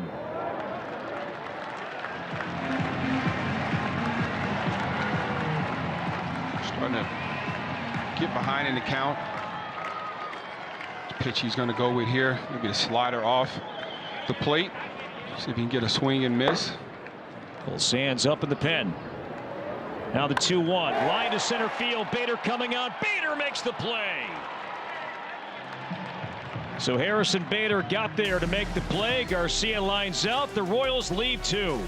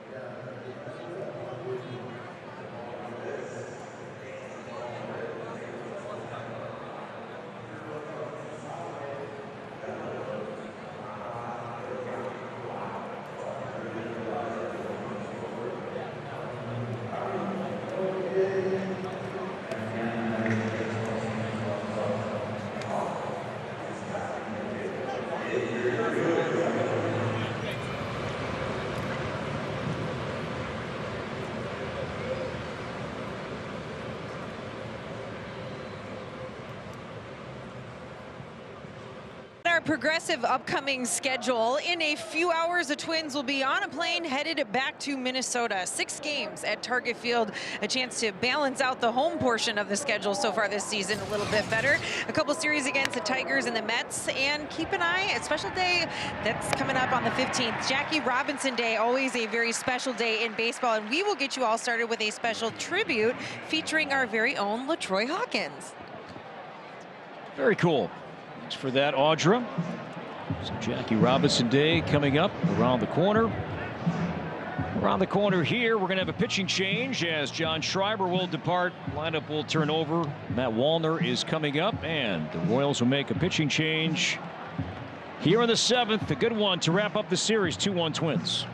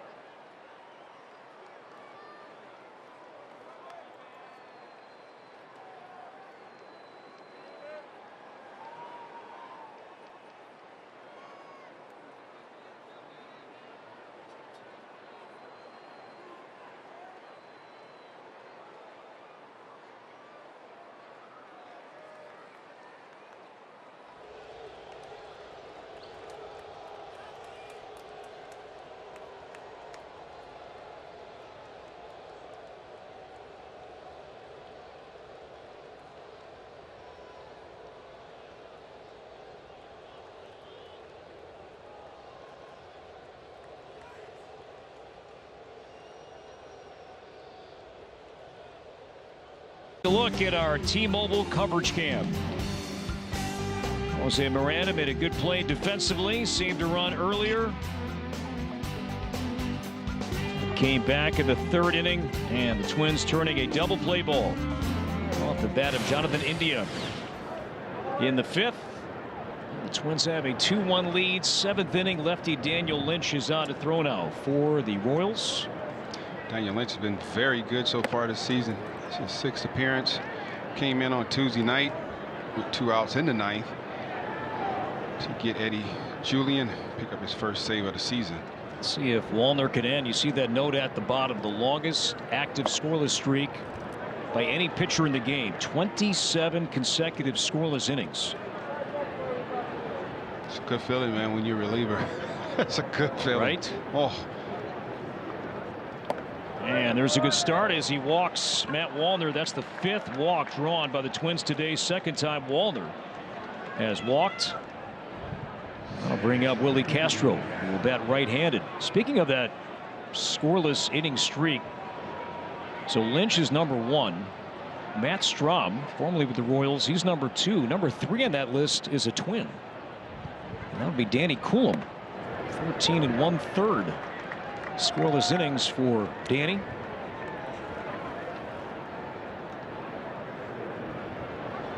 Castro 1 for 3, a double. First at bat from the right side. 0-2. Part of Lynch's strength this season, a very high ground ball rate. Yeah, use that sinker to right-hand hitters to get some ground balls, but the four seam, that changeup, and the slider is his go-to pitches.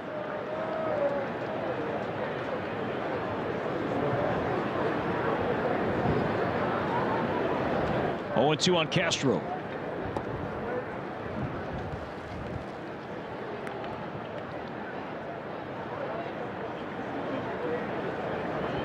Lynch has allowed only 1 hit all year. That came to a lefty. It's a foul ball. It's up for Mean. Lynch wants to get that slider just up under the bat of these Twins right-hand hitters. He's looking for more of the swing and miss over the top, or banking on them beating that ball into the ground. That ball to the shortstop or to the third baseman, Jonathan India.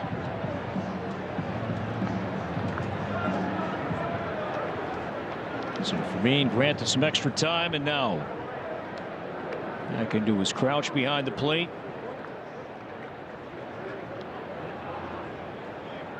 Again, the 1-2 flip to right, but that will go foul.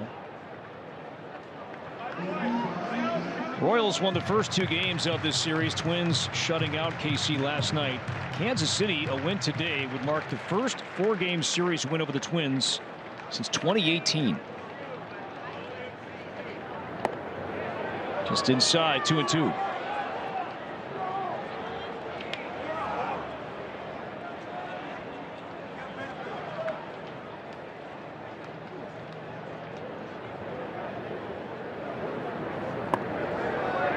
Low ball 3. It's gone either way at times today. Might have just clipped the zone. See if Wallner's on the move here. With Correa on deck, he stays. 3-2, and that is strike 3.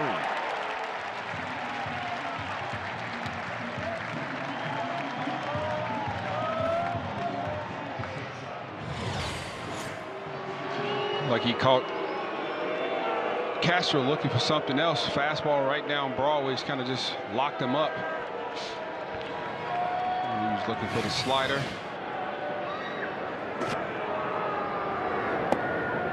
Strike 1 on Correa. The first pitch changeup. Well, that wasn't a strike. So 3 for 14 in this series. All 3 hits doubles. He's bounced out twice today and flied out to shallow center. One bounces away from Fermin, but boy, he pounces on that ball quickly.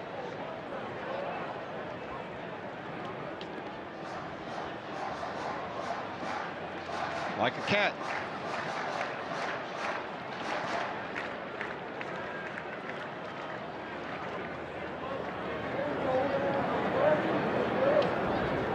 like to see Correa drive this ball to the left field seats.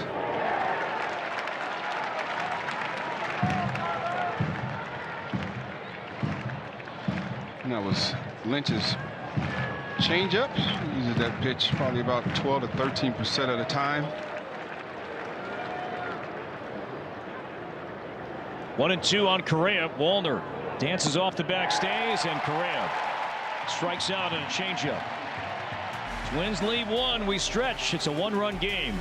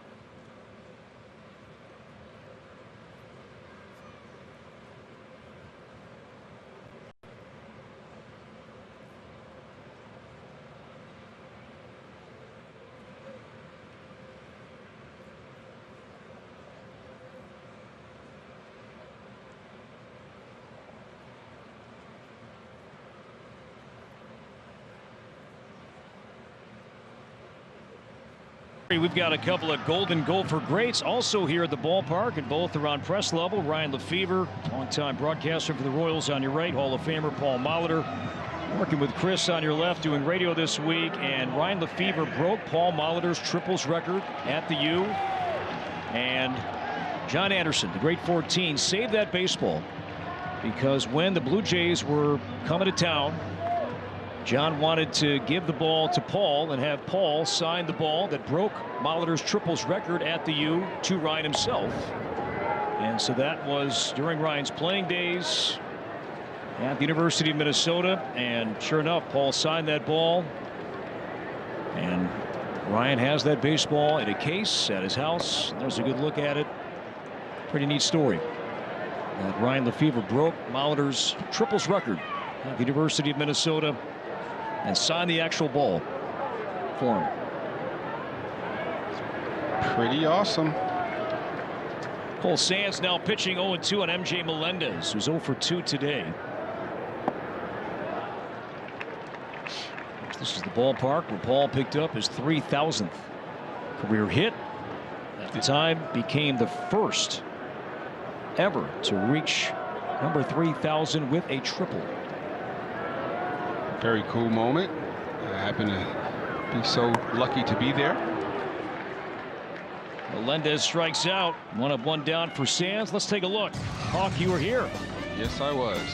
What do you remember? I remember the excitement leading up to it, and I was very young at the time. Hadn't even had a full year in the big leagues, and just knowing that Molly could have stopped at second base and he didn't to get the triple for his 3,000 says everything about him. Awesome moment. Excited to be a part of it. Oh, inside, and Sands hits Fermin. So the tying run is on here in the 7th inning.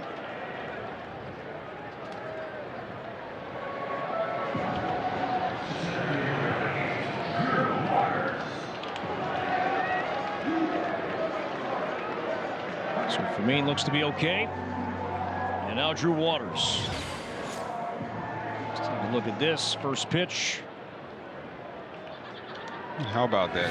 Hit him in a part of the arm that didn't have the body armor on it.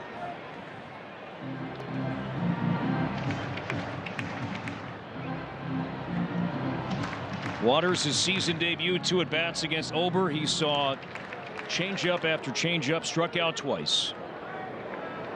Now look at Sands. Danny Coulombe, the lefty, is warming up. Hit on the ground to the right side, and this one sneaks by Castro. Fermin will make third, and the Royals threatening. 8-9 hitters are on, and the tying run is 90 feet away.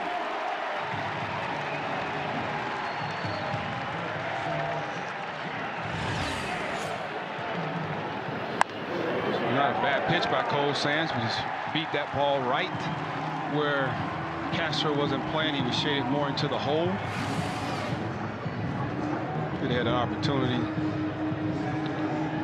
to knock that ball down and keep it in the infield. And that keeps Fermin at second base. And Waters a threat to steal. 3 stolen bases in the minor leagues this season. India batting and takes inside for ball 1. Good thing is it's 1 pitch away. Get India to do what he did in the 5th inning. 6-4-3 inning-ending double play. Back in the 5th. Strike called at 94 in India.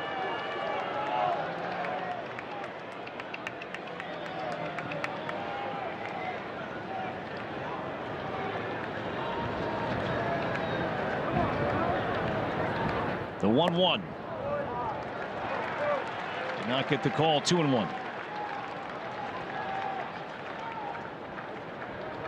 Sands trying to work in here, Hawk, on India to see if indeed he'll roll it over and give the Twins that chance for a double play.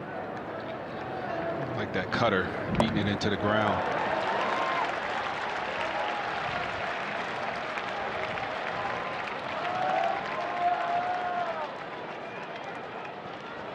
Witt is on deck, and now Jeffers out.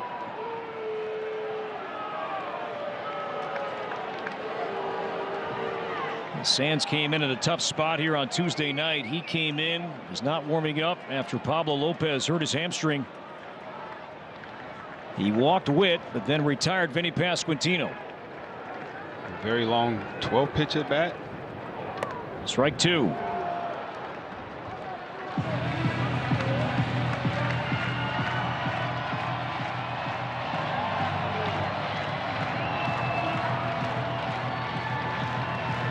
So 1st and 3rd, 1 out. Twins clinging to a 1-run lead. Waters stays. The payoff pitch jammed him foul. India checking the bat. Good pitch. Cole staying close to Jonathan India's body. Fermin hit by a pitch. He's the tying run at 3rd. Waters singled. Gonna call time here as a wrapper got loose, and Bat Boy ran that down right behind the plate. So that's not a step off, is it? No, Okay. no disengagement. I don't think the umpire actually saw the kid. 3-2 foul back.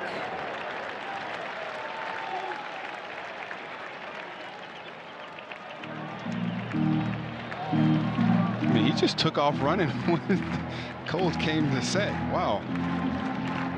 7 pitches, first 4 cutters, last 3 4-seam fastballs. See if you can spot a cutter on the outside corner. 3-2 fouled back. Another 4-seamer at 93. Waters has not tried to run. Kansas City barring a double play. Twins would love that. Want to give Witt a chance to bat.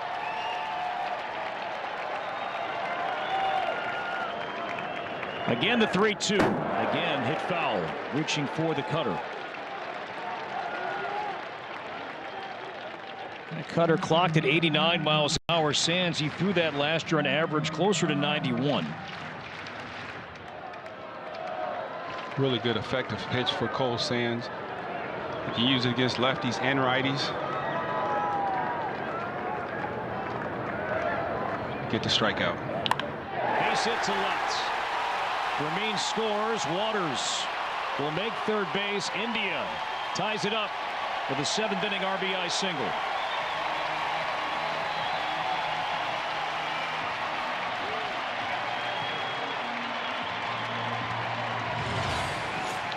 It's a long drawn out at bat. He had to throw a strike and threw a four-seam fastball. Jonathan India jumped on it, picked up the RBI with a single to left field. 10-pitch at bat. And India picks up his third RBI, just his second hit in this series. So the hit batter costly. And Fermin scores the tying run. So Pete Mackey on for a visit. And Bobby Witt Jr. coming up. He's been on all 3 times here today. Create unforgettable memories with your group at Target Field. Youth sports teams, schools, churches, and more can enjoy exclusive group ticket benefits like no fees. Plus, groups of 20 or more are eligible for special ticket discounts. For all the details, twins.com/groups.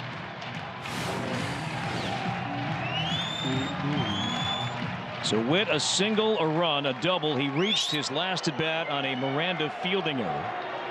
Infield in. Oof.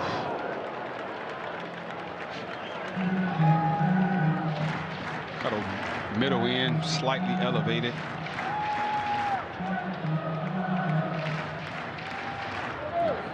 The best outcome is strikeout, but if you can get him to hit it to somebody in the infield.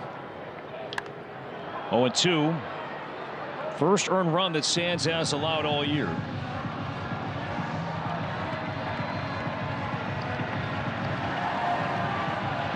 Oh, 2 on Witt. Lefty Pasquantino on deck. The lefty Coulomb ready in the bullpen. 0-2. Ooh, got away with that one.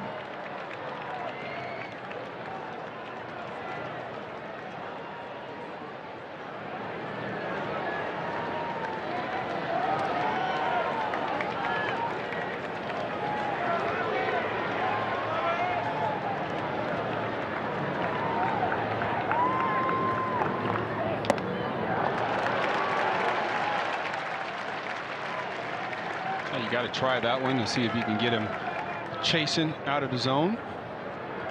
You're still ahead in the count, 1-2. Infield stays in. Again, the 1-2. Outside 2-2. As the series began, strength for the Royals early on this year, low strikeout rate. Bailey struck out 4. He'll take a no decision. Now the 2-2 from Sands, and that's punch foul. So Cole was unable to put India away. He worked a 10-pitch at bat. And Witt fighting off a few here.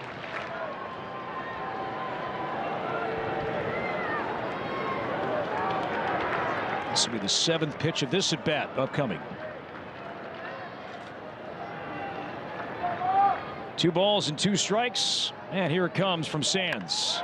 A swing and a fly ball left center field deep. Bader going back with the wind. He'll make the catch on the track. Tagging from third is Waters. He will score. And it's 3-2 Kansas City. Corey, when that ball left the bat, it looked like it was going to be in the left center field corner, and it just started to fade back where Harrison Bader didn't have to run far. So the 8-9 hitters reach here for the Royals against Sands, and both have come around to score. RBIs for India and Witt, and Kansas City has a 3-2 lead and still batting here in the 7th inning. Sands will depart. Danny Coulomb is coming in. A step aside. Twins down 1. 2 down here.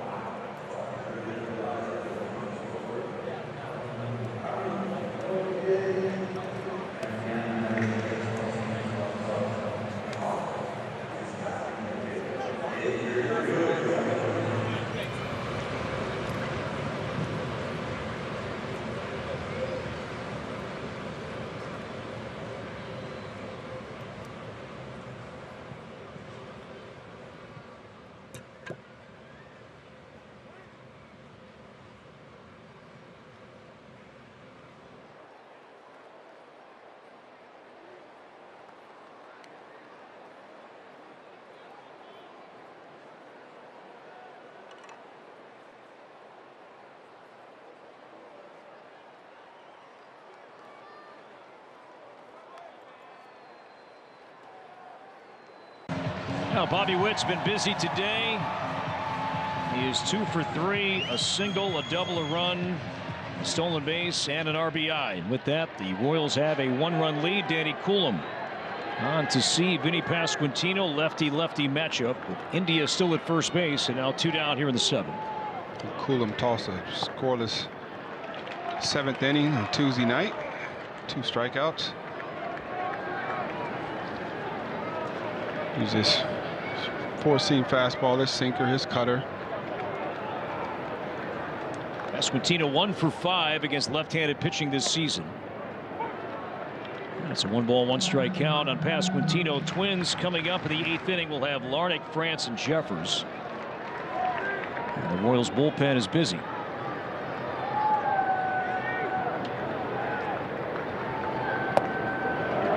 Ooh, just missed.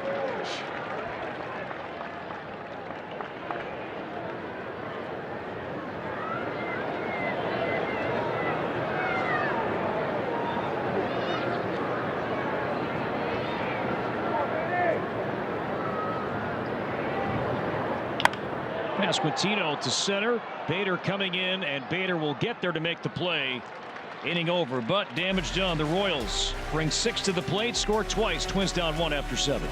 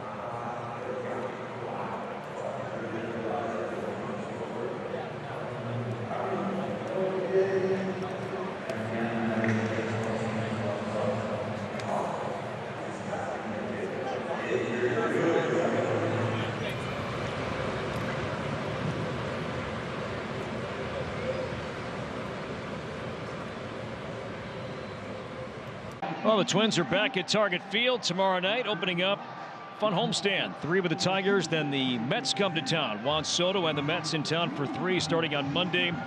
Get your tickets right now at twins.com/tickets. Tigers for 3, New York for 3. Twins batting here in the 8th, now down 1. Lucas Erceg on to pitch, and Trevor Larnach leads off, a walk and a run. Larnach today officially 0 for 2 as the Twins get their second look at Erceg in this series. Yeah, Erceg pitched on Tuesday night, a scoreless 8th. On Monday night, pitched around a leadoff walk.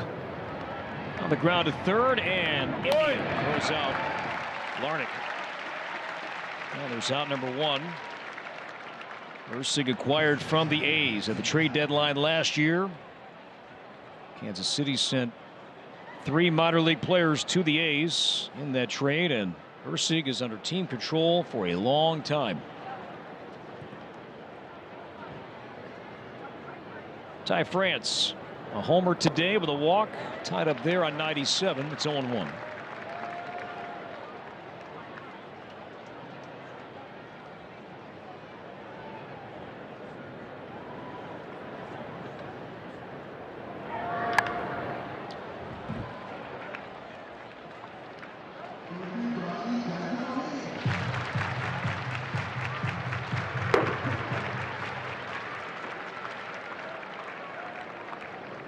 Louis Varland up in the Twins pen. Got jammed. India will cut in front of Witt. And back-to-back plays made by the former Red. And there are 2 down. It's a really good footwork from Jonathan India right there. You can see he just goes in front of the shortstop Bobby Witt Jr. and kind of shuffles sideways to get his shoulder square to first base. Make a nice throw. Ryan Jeffers put the Twins on top in the 6th with an RBI single to center. He's 1 for 3 today. Where the Royals have held a late lead this season, they've been tough to beat. With Hunter Harvey in the 7th, Lucas Ursig in the 8th, and Carlos Estevez in the 9th inning. That trio has combined to allow only 1 earned run this season.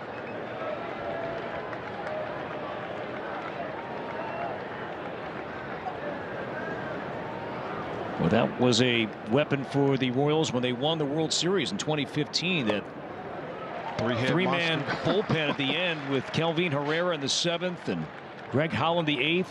Or I guess it was Wade Davis the 8th then, and Greg Holland had the 9th. Yes, call it the three-headed monsters. I was with the Blue Jays that year. We played them in the second round of the playoffs for the American League Championship Series, and man, their pitching was. That bullpen was locked down. Those guys threw hard. All of them had really good sliders. Didn't walk. Strikeout percentage was up. Walk rate was down. They were really good. 3 balls, 1 strike. Twins could take a walk here, get a man on, and Jeffers will track strike 2.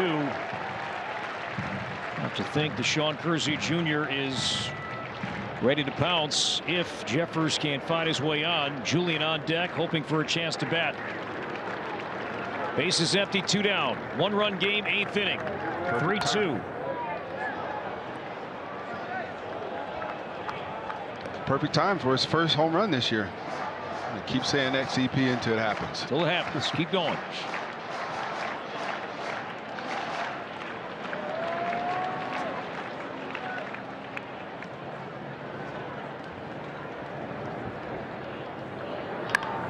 Another ground ball. This time it's Bobby Witt Jr., the shortstop.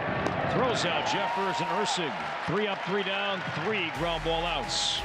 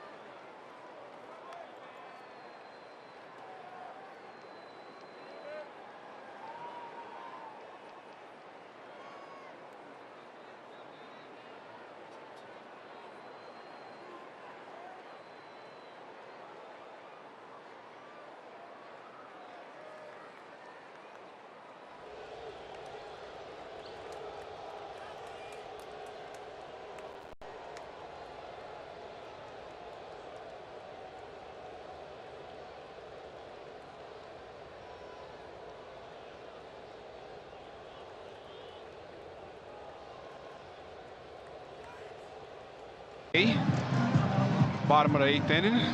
Royals leading the Twins 3-2.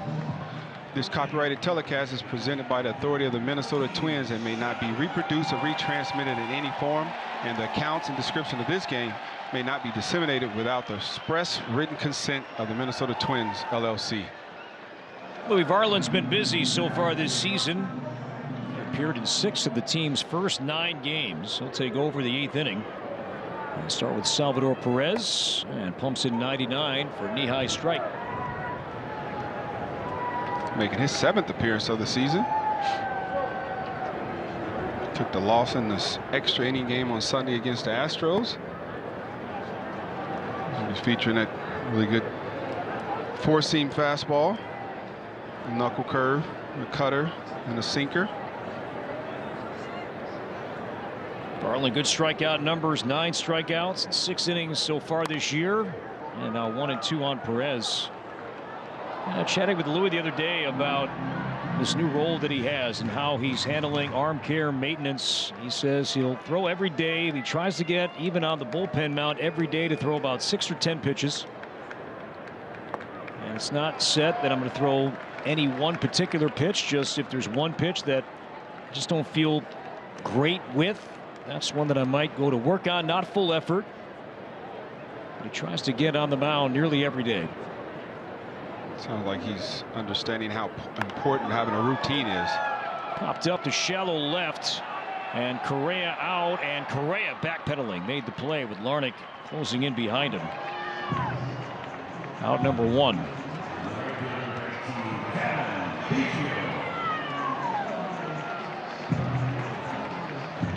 Kevin Biggio is 0 for 2 of the walk.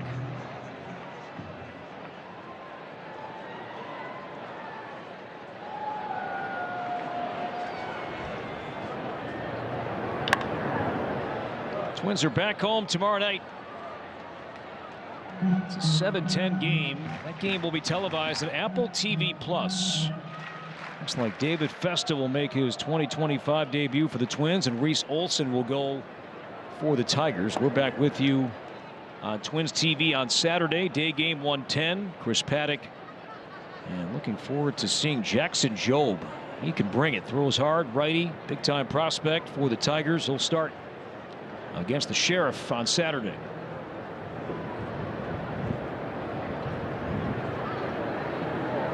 Now the 1-1 from Varland. Changeup just missed outside from Louis. You're looking at 92. Cambio.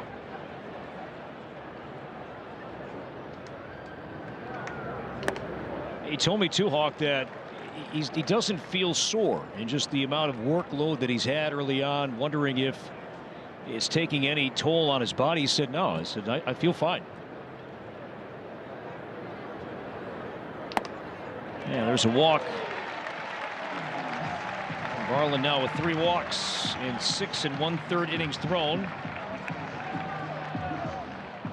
That'll bring up Michael Garcia. And Biggio's going to be lifted for a pinch runner.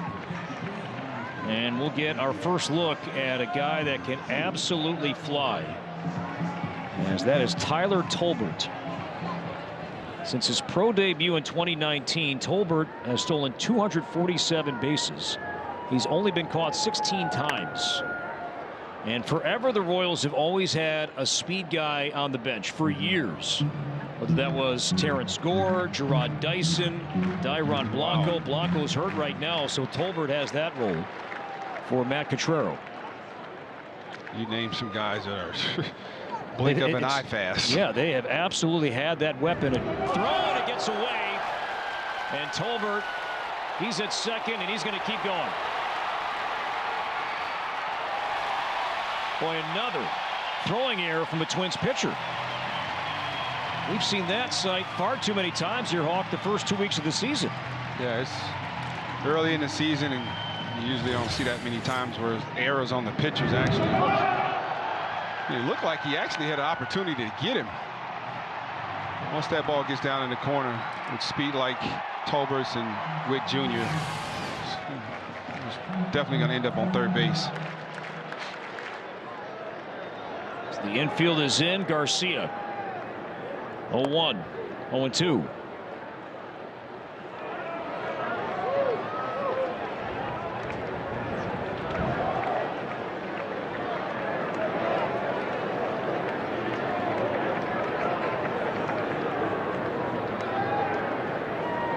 Louis needs a strikeout. And the 0-2 smothered by Jeffers as Garcia started but stopped.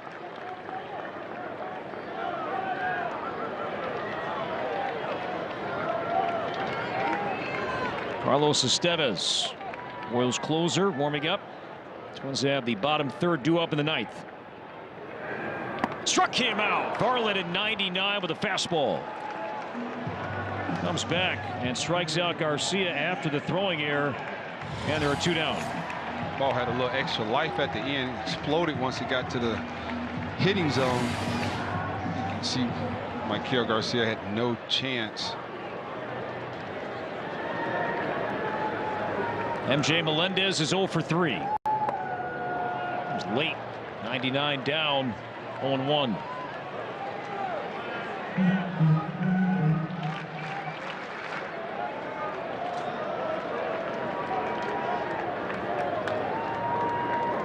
Tolbert at third, 2 down, 0-2.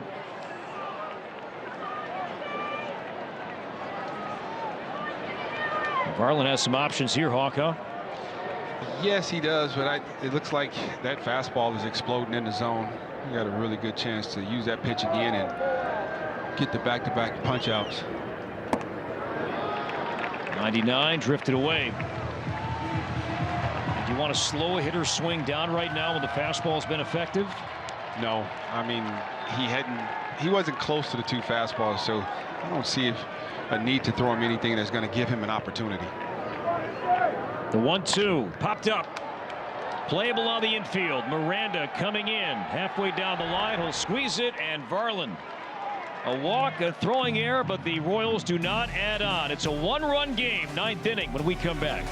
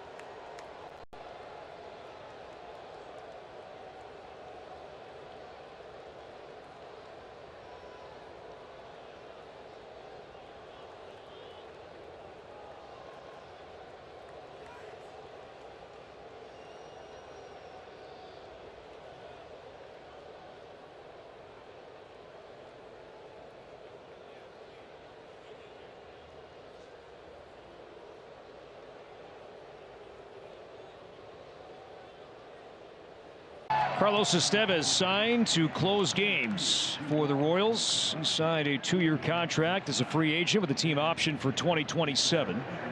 And he has the 9th inning. Hawk with a 1-run lead. Estevez picked up the save on Monday against the Twins for his 3rd save of the season, making his 6th appearance.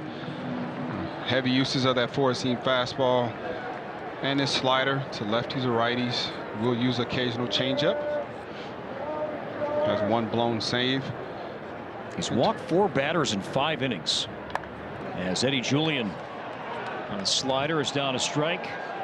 Royals make some changes defensively. We'll get to those here in a second. Julian has been on twice today, a double and a walk.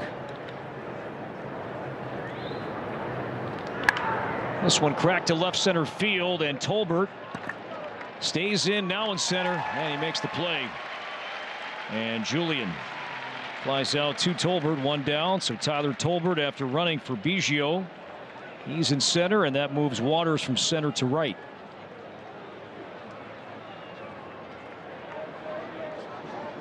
Jose Miranda's spot due up. He will not hit. Twins are going to their bench and bringing in the switch hitting Mickey Gasper.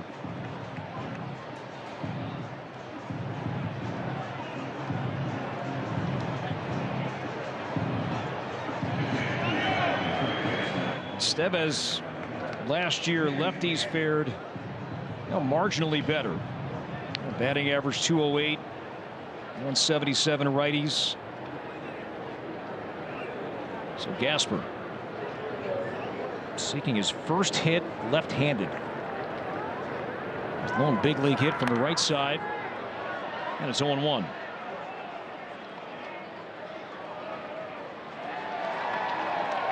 You get a steady diet of four-seam fastballs and sliders from Carlos Estevez. And like you mentioned, he will walk you.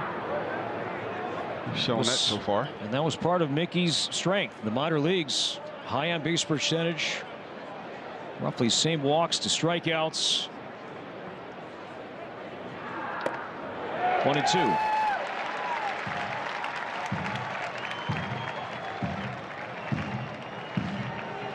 Harrison Bader on deck.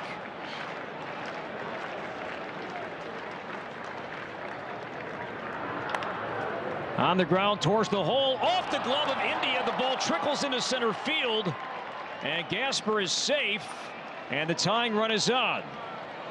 And now does Deshaun Kersey Jr. come into play here, and sure enough, we will see that.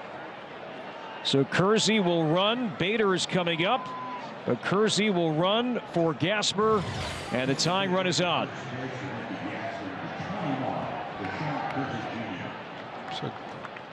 So, we've seen India cut across Bobby Witt Jr. a couple times in this series, and that time he had a long way to go, and it was one of the ones. Oh, and Bader got hit.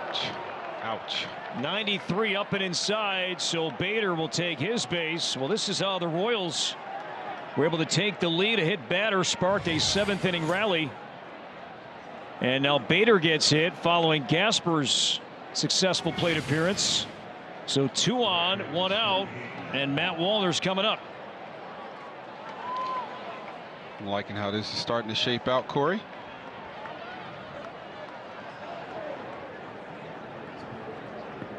I'd like to see one of those 480-foot bombs from. What about 580?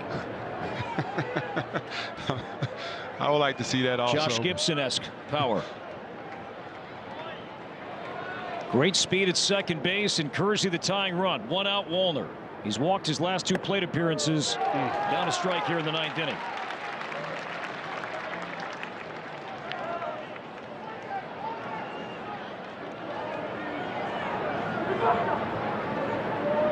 Estevez from the stretch. 1-1.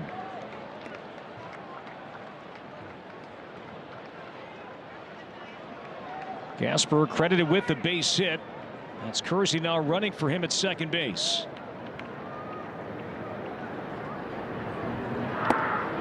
Strike 2. Looked like Wallner wanted to. Hawk right. He wanted to let the bat go, but did not fully commit. Yeah, and it was a fastball.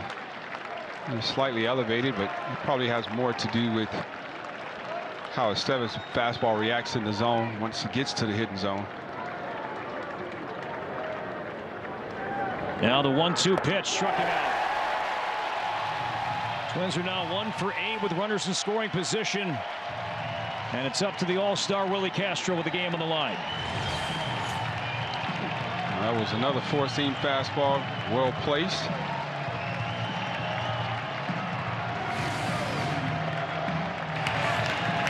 Crowd today 14,730, largest gathering we've had in this series.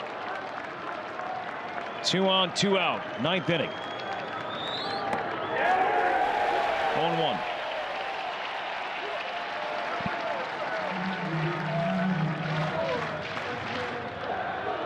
Castro hasn't seen much of Estevez. 2 plate appearances, a hit and a walk.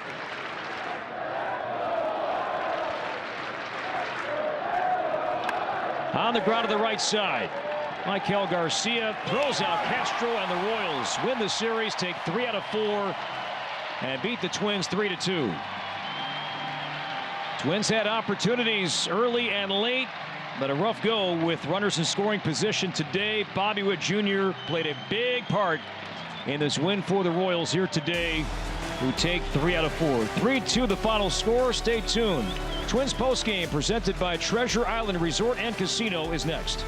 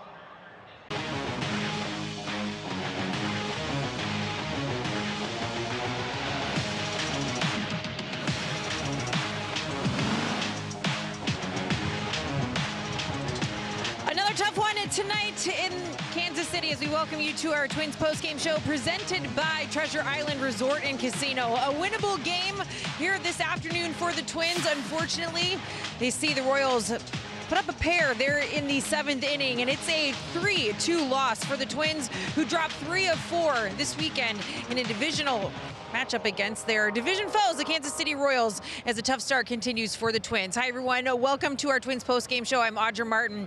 It was good to see some energy and some optimism and confidence in the clubhouse earlier today as the Twins coming off their most complete game of the season last night. Unfortunately, they could not build off of that momentum and use it to their advantage here this afternoon as they let one slip away late here to the Royals. For more on how we saw things unfold, including what was a really good outing for Bailey Ober against a team that has been his nemesis in the past, we welcome back Corey and LaTroy. Audrey, thinking back to this 4-game series, because I think it was a fair talking point as the week began. What is going on with the Twins starting pitching? Well, this week we saw some really good starting pitching. Joe Ryan, especially last night. And boy, Bailey Ober today, and he's well aware of the career numbers he has against the Royals. But remember, his last start in 2024 was great here. Last year at his first start back inside the stadium was awesome again today, Hawk. Yeah, he did a great job. Like, he just piggybacked off his start last year against the Royals after the struggles with this exact same team. But he got ahead of hitters. He used that changeup very effectively, mixed in some good four-seam fastballs up in the zone, and when he needed to make pitches, like right there with the strikeout looking, just a great job, man. He's doing what he needs to do to be successful against his team. He gave his team the opportunity to win this ball game, and they came up just a little short this afternoon. Yeah, velocity looked much better from Bailey today, so a strong start. Number 3, he'll take a no decision, but Bailey today, Joe Ryan last night, efficient outings. You see in terms of strikeouts and walks, yeah, strikeout numbers low, but only 1 walk combined from those 2 starters in back-to-back games. The Royals winning by 1 today, and no surprise, the guy that played a big part in this Kansas City win was Bobby Witt Jr. Corey, everything that starts and finishes that ends up good with this guy, he's amazing. Every rally that they started, he had something to do with it. And he won 2 games just by his speed alone. And he had the sacrifice fly right there, but we know what type of ball player he is. He did a good job the first couple games, making sure he was leading off the inning without having to face him with guys on base, and today was a little different story. Yeah, Twins have yet to win a 1-run game this season. Royals do that today, defeating the Twins 3-2. Divisional play continues, Audra. The team is back home, starting a 3-game series against a playoff team from last year, a good Tigers team, back at Target Field tomorrow night. Yeah, an opportunity to balance out the schedule a bit as the Twins now look forward to their first extended homestand of this season, and that's coming just around the corner tomorrow with that first game against the Tigers. Don't go anywhere. We continue with our Twins post-game show from Kansas City as we head into the clubhouse to hear from the manager after the break.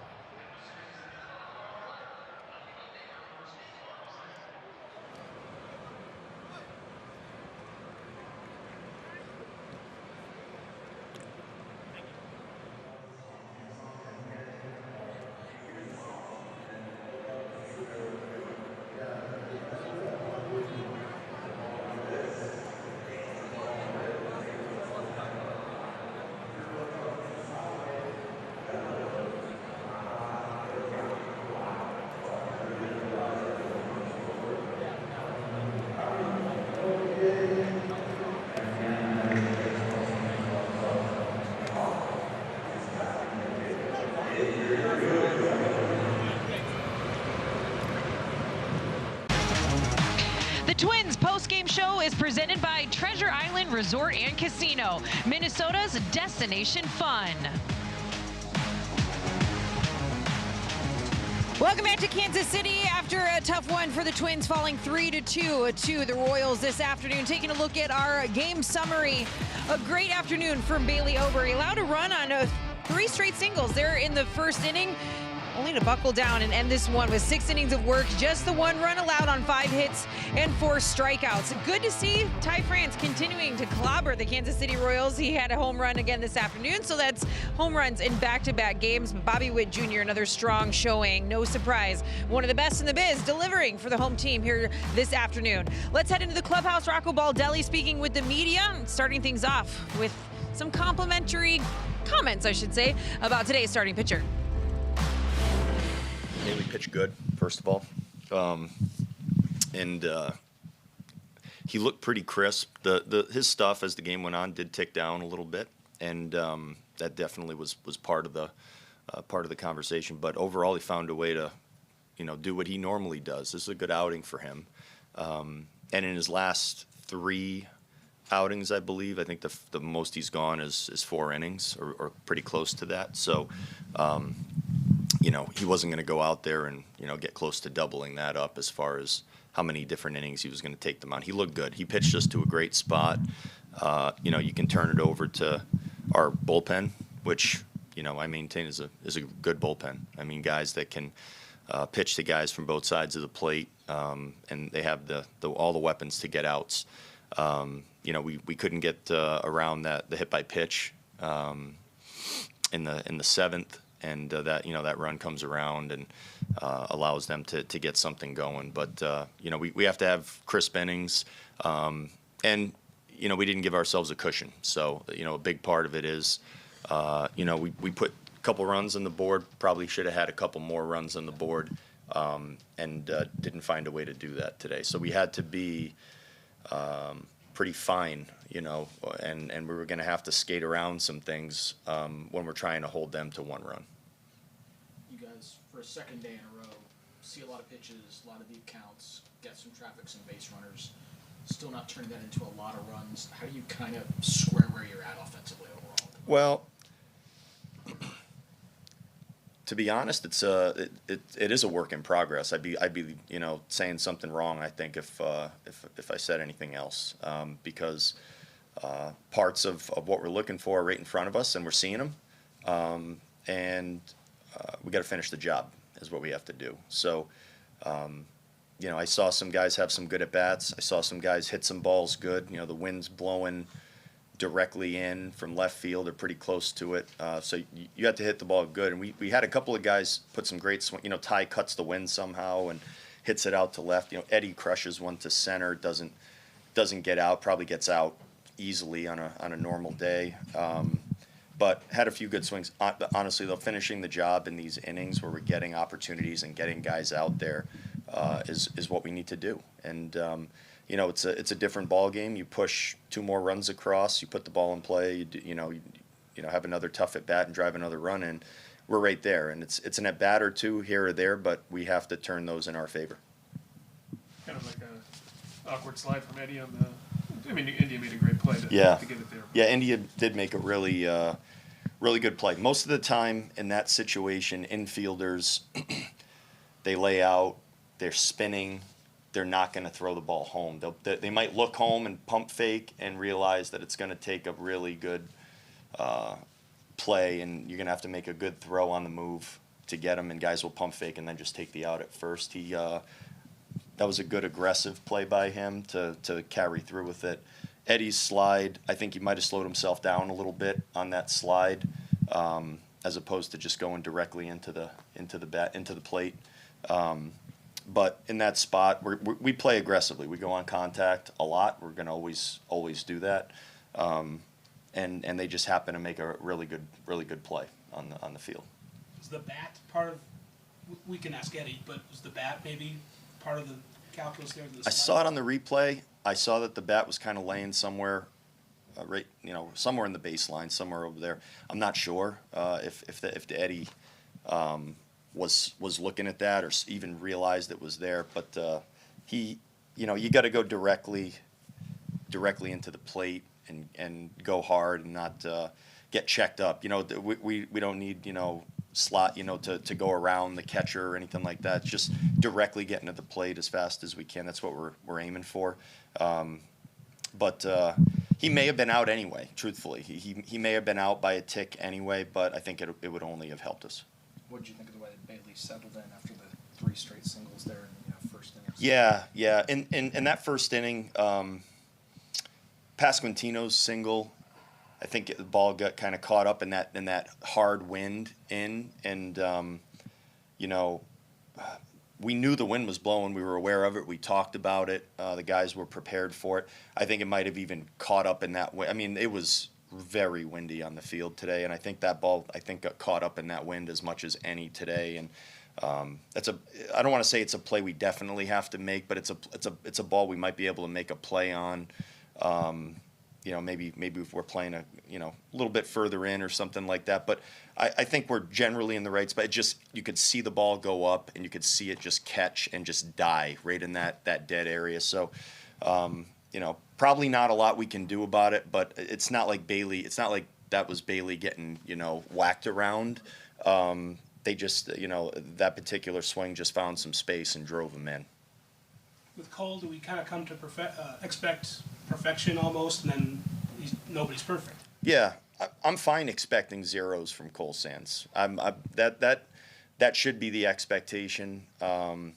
He's a good major league reliever, and he has 5 pitches to work with, and he has ways to attack every kind of hitter that could come to the plate. So I'll bet on Cole going out there and putting up a 0. Every time I'll put my money on him getting the job done. And sometimes it's, not a lead off, but a hit by pitch with an out, and you put a base runner out there. And truthfully, they just put the ball in play at that point, and you go first to third, and all of a sudden, we're in a defensive spot as opposed to being on the offensive, and controlling the situation. So. Once the guy's on base, anything can happen, and that's kind of the way it played out. Hit by pitch and a chopper, and all of a sudden it's first to third. We have to force the issue. We have to put a few more runs on the board. We got to put up the zeros when we get the chance and when we're ahead. Festa tomorrow.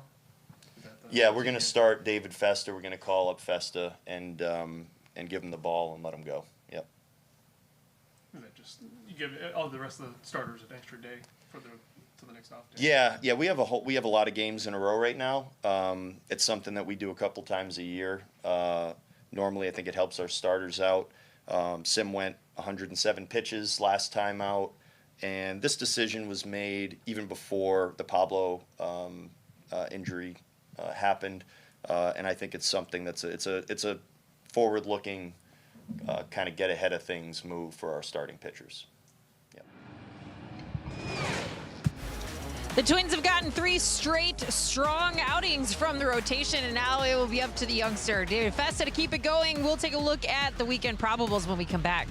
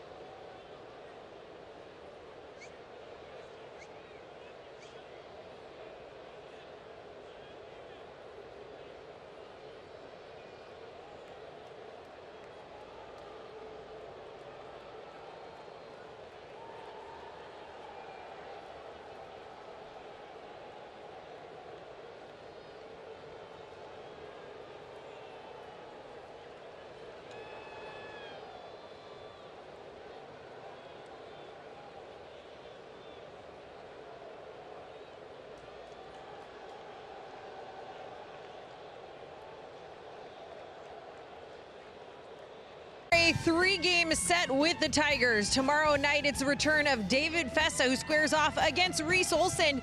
Come Saturday, another matinee, Jackson Jobe, very promising prospect for the Tigers, battles Chris Paddock, and finally Casey Mize and Simeon Woods Richardson will wrap things up on Sunday at 12:30. We look forward to seeing you for the weekend in another Central Division showdown for Minnesota.